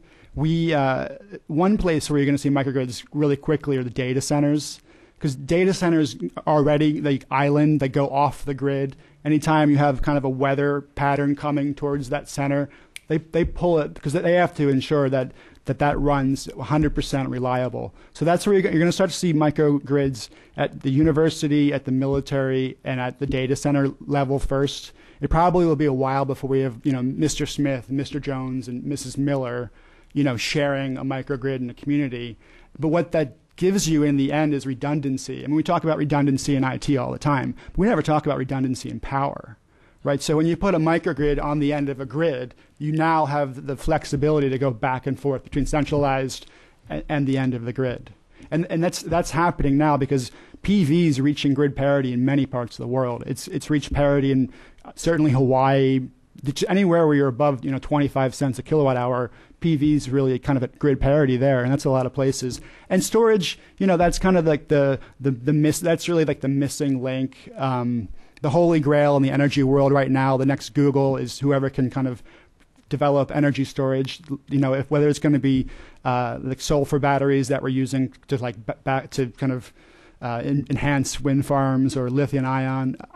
I think that's really the green tech race right now that everyone's really keen on. And A2131 went public last year, but and that for me, that's like I'm not like a nationalist, but I just think there's great interest in the U.S. and Western countries to kind of be at the forefront of these technologies. But when you think about, like, China has, I think last year they sold 20 or 30 million electric bikes where they're using lithium ion, and it's not exactly the same technology, but I believe when you start to scale something, you get better at it and the costs go down. So when you start to have PV and storage, and probably people saw the Bloom Energy release a few weeks ago on 60 Minutes. The costs there haven't come down yet either, but it's all becoming more compelling and more. The electric industry did not attract, with all due respect, in the last 15 years, everybody that had like advanced degrees was going into IT. In the financial world, you're going to work on Wall Street, right? So now is really kind of a tipping moment. And when I talk about the soft grid, the applications layer, and the smart grid as a whole, 70% of the people in this budding industry are moving over, transitioning from IT, hardware, and software companies. So sort of the smarts are coming into smart grid right now. So we're just at the beginning of that.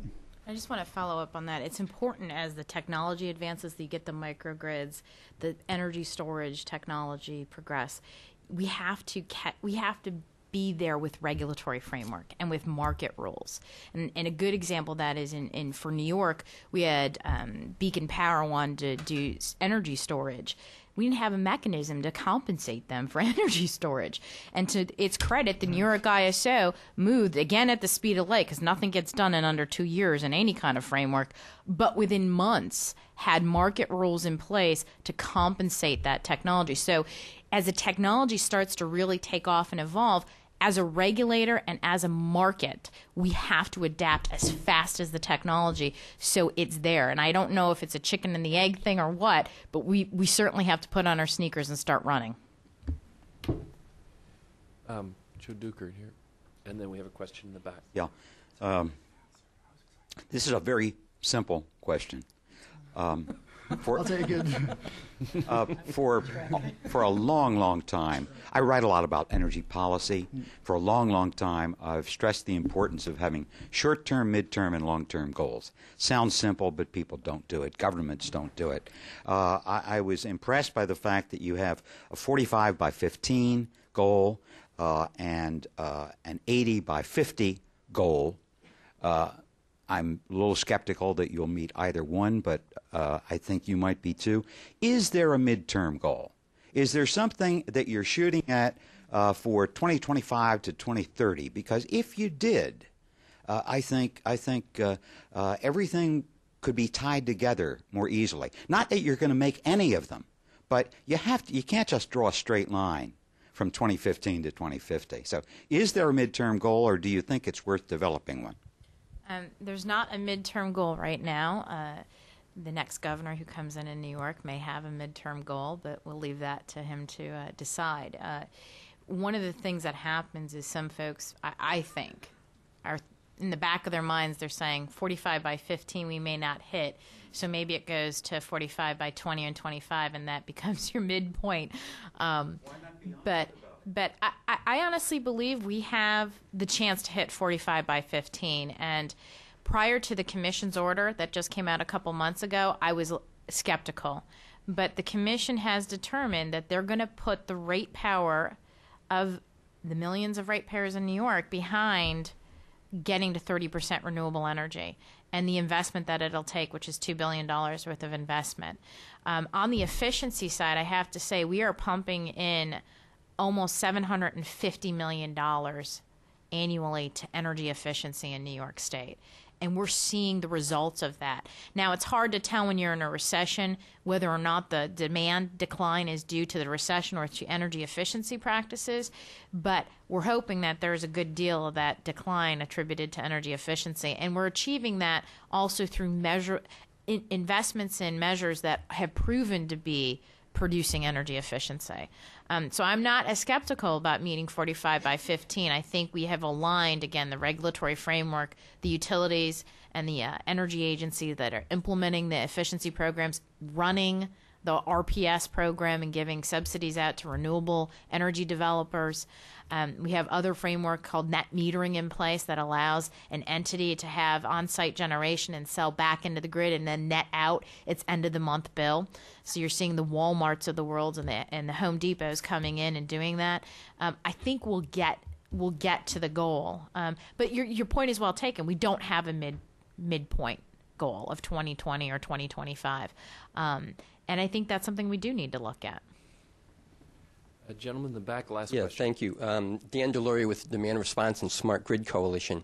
And Kimberly, you seem to characterize smart meters as separate from the distribution system and having to do only with pricing. And then you ended by talking about the roll of the trucks example, which of course smart meters would solve in terms of outage management.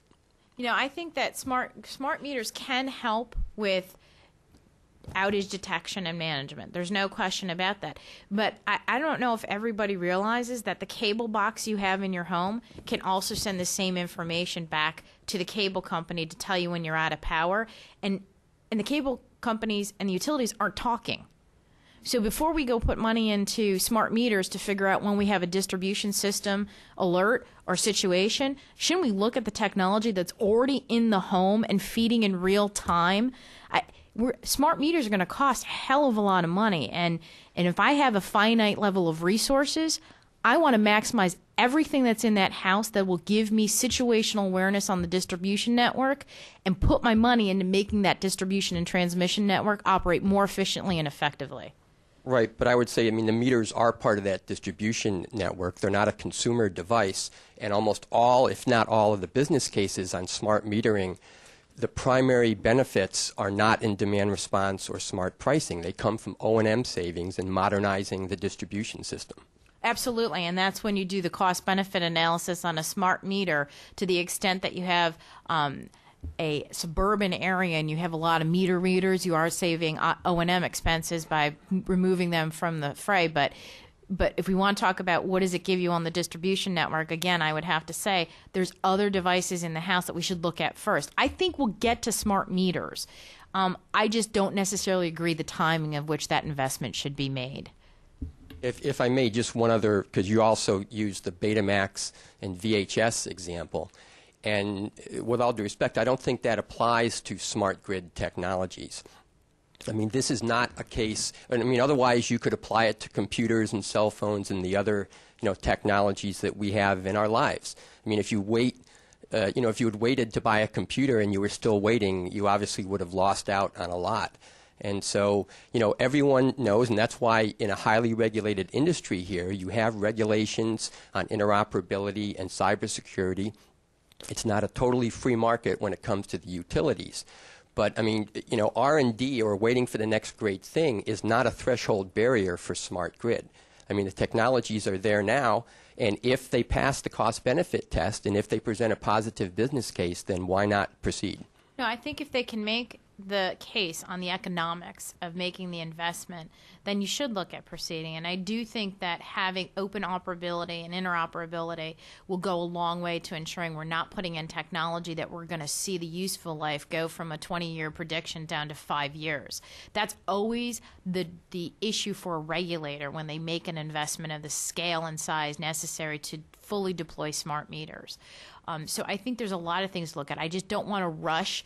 For ERA and meeting that deadline, we didn't want to rush. New York didn't want to rush to say we're going to put out 500,000 meters because we weren't sure of the economics on it. We weren't sure that there was true interoperability among the technologies. So we could do a simple change out of a data card or something like that to upgrade that meter to the next stage of technology, like you can with your computer. I had a computer for 10 years. I just kept expanding the memory on it. I'm okay with that kind of investment. I just got to be sure that's the kind of investment we're talking about, and we're not looking at a VHS versus a Betamax. That's the biggest fear that we have. And as I said, we're all going to get uncomfortable as we go out and deal with technologies that we don't have that familiarity and that warm and cozy feeling with. Or if those technologies are automated, with smart appliances and other devices in the home, then it's really not a burden on the consumer. Absolutely, and I think the smart meters will get us to that George Jetson level of applicability in the home, where your whole entire house is connected and you're real-time operating with things. And I think we want to get there. I'm just saying, if you have a finite resource called money and a finite capital called ratepayers, what do you do first? Now, to the extent that the industry, the providers of demand response, and the developers of this technology want to come in with their checkbooks and work with us, then investment speeds up a little bit quicker. This was a terrific panel to end on, because in a way, many of you are reflected here in the fox and hound dynamic of vision of the future combined with the regulatory realities. The regulatory realities contrasted with the guy who turns on all his gear when he gets home and pushes on the grid. This has been a terrific panel. I want to invite you to do two things. One, join me in thanking all of them. And second, we have closing comments from Mark Lepage, and I will introduce him in a minute. First, let's thank this terrific panel for their good work.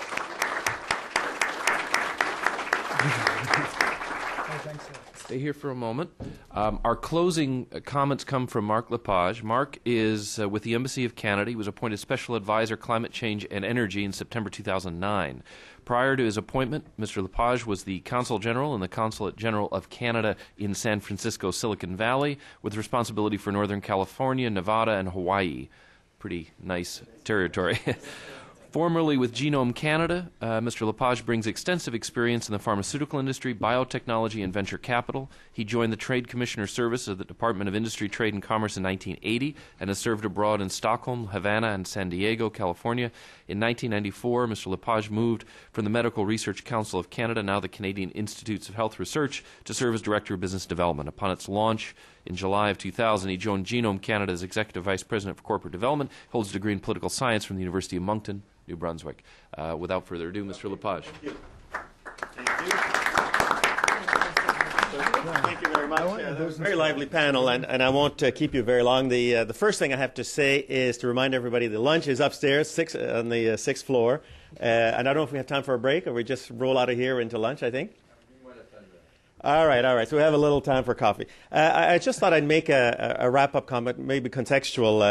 It's been Smart Grid Week. We had a session yesterday. We had a whole bunch of companies at the embassies, utilities, technology surveyors. We had a large industrial group this morning for breakfast. It was a kind of Canadian equivalent of a CAP, and we're talking about different things, but Smart Grid again, and we're in Smarter Grid. I think you have the best terminology here at the Woodrow Wilson. It's a smarter grid, evolutionary change, I think, as opposed to a stupid grid and then a super intelligent grid. It's not going to happen like that. And maybe the backdrop that I would put to you is Copenhagen, where both countries, we emerge out of Copenhagen. The United States' president has put forth a commitment to 17% reduction by 2020 over the 2005, which is the same thing we're doing in Canada. And then we tend to forget, but behind that there is a kind of an OECD effort, and all the major countries are committed to 80% reduction by 2050. So we're talking about massive change. So the issue of a smart or smarter grid is not a factor of the 2 years of stimulus money, or there's this big wave pushing in the back, and there may be legislation this year, there may not be next year. Things will happen. So this year, right now, we have technology push, DOE, and on our side, Natural Resources Canada, or at the provincial level, state level. We have regulatory efforts, EPA, tailpipe emissions, portfolio standards. And the third piece, which is probably the big piece, legislation this year, next year. This is a longer-term battle. And if we look at getting to those targets, and I think in Canada, I think here, people at one time there was a lot of grumbling, targets only 17%, not very ambitious. It's going to be hard to do. This is a heavy lift, but I think the President and the Prime Minister are quite correct. The important thing is to get started. And then but once you're started, you can start to do things. The first part is going to be tough. And if you look at where emissions are, and you look at some of the things that were discussed today, plug-in hybrids, renewable vehicles, renewable power and the intermittent nature of renewable power, conservation efforts, and figuring out getting the demand response, all of those things. And I would say robustness of the grid. I mean, all of those factors, drive you to smart grid, smarter grid. There are other reasons outside of climate change that also support all of these things, but that's the battle of our lifetime. It's not going away. Just unless we engineer a massive depression, for the next 15 years, that would cut our emissions. But other than I don't think there's not a lot of takers for that option. So the pressure on climate change in this country, in Canada, in the United States. So we have a common interest there. When President Obama came to Canada in February, right after the inauguration, we set up the Clean Energy Dialogue, which was a platform for collaboration across the borders on three big subjects: carbon capture and sequestration, which is a big issue, particularly for coal plants. We don't have that many, but as you've mentioned, there are a lot of coal plants in this country. I mean, unless you can get to that technology. Smart grid was the other area, and then joint R&D, and there you'd get at car batteries, lighter materials for cars, efficiency. So it speaks to the importance. I think it's one of the three big areas of engagement and a forward-looking agenda. In rolling this out, federal governments will be doing their efforts. State and provinces will be doing a lot of work. And I was in San Francisco. I was always struck because I went to follow the Western Climate Initiative. You had California leading the charge. I mean, I have to say, as acknowledged, I mean, it's quite remarkable what has been done at the state level in terms of, over a long period of time. They started in the early 70s. And now leading the charge at this WCI, Western states, and then you had British Columbia, Manitoba, Quebec, and Ontario are full members of the Western Climate Initiative. So you have about 60% of the population of Canada, 70% involved in a cross-border effort. And at one point somebody asked me, well, Quebec and the Western Climate Initiative, it's Western. I said, well, yes, west of Ireland. It's fine. We're good. So there's a lot of engagement. Actually, Quebec, all of the provinces are actually very, very active members, and we'll see it now. Soon we'll have joint tailpipe emission. I would say in all of this, as we struggle to meet our joint targets, and as we struggle to roll out technology, as we struggle to innovate, whether it's technological innovation or I would say policy innovation, feed-in tariffs or portfolio standards or the approach of the public utilities, where we're all looking at each other, and some experiments work better, some don't. The ones that, we learn, it's science. It's very interesting to watch as much the ones that don't work as the ones that do work. And we need all of the innovations that we can come up, and we have to look on the whole economy. It's an integrated energy economy, whether it's electricity, gas, oil. The lessons learned are important to both of us.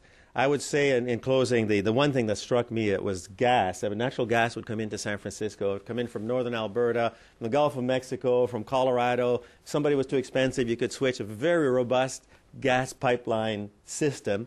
Whenever it got to discussions of electricity, and you had wind in British Columbia or here or there, wow, the grid and transmission, all those issues, it was like we dropped a century, right? Nowhere near the robustness and the kind of options that you had with gas and now even with oil. So there's a lot of work to do on electricity and the smart grid elements, whatever smart grid. I am the beholder. It's a very broad term, but that will get us to where we need to get to.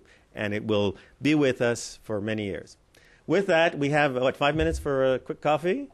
10 minutes. 10 minutes. So we have a slow coffee and then upstairs for lunch. Thank you. Merci.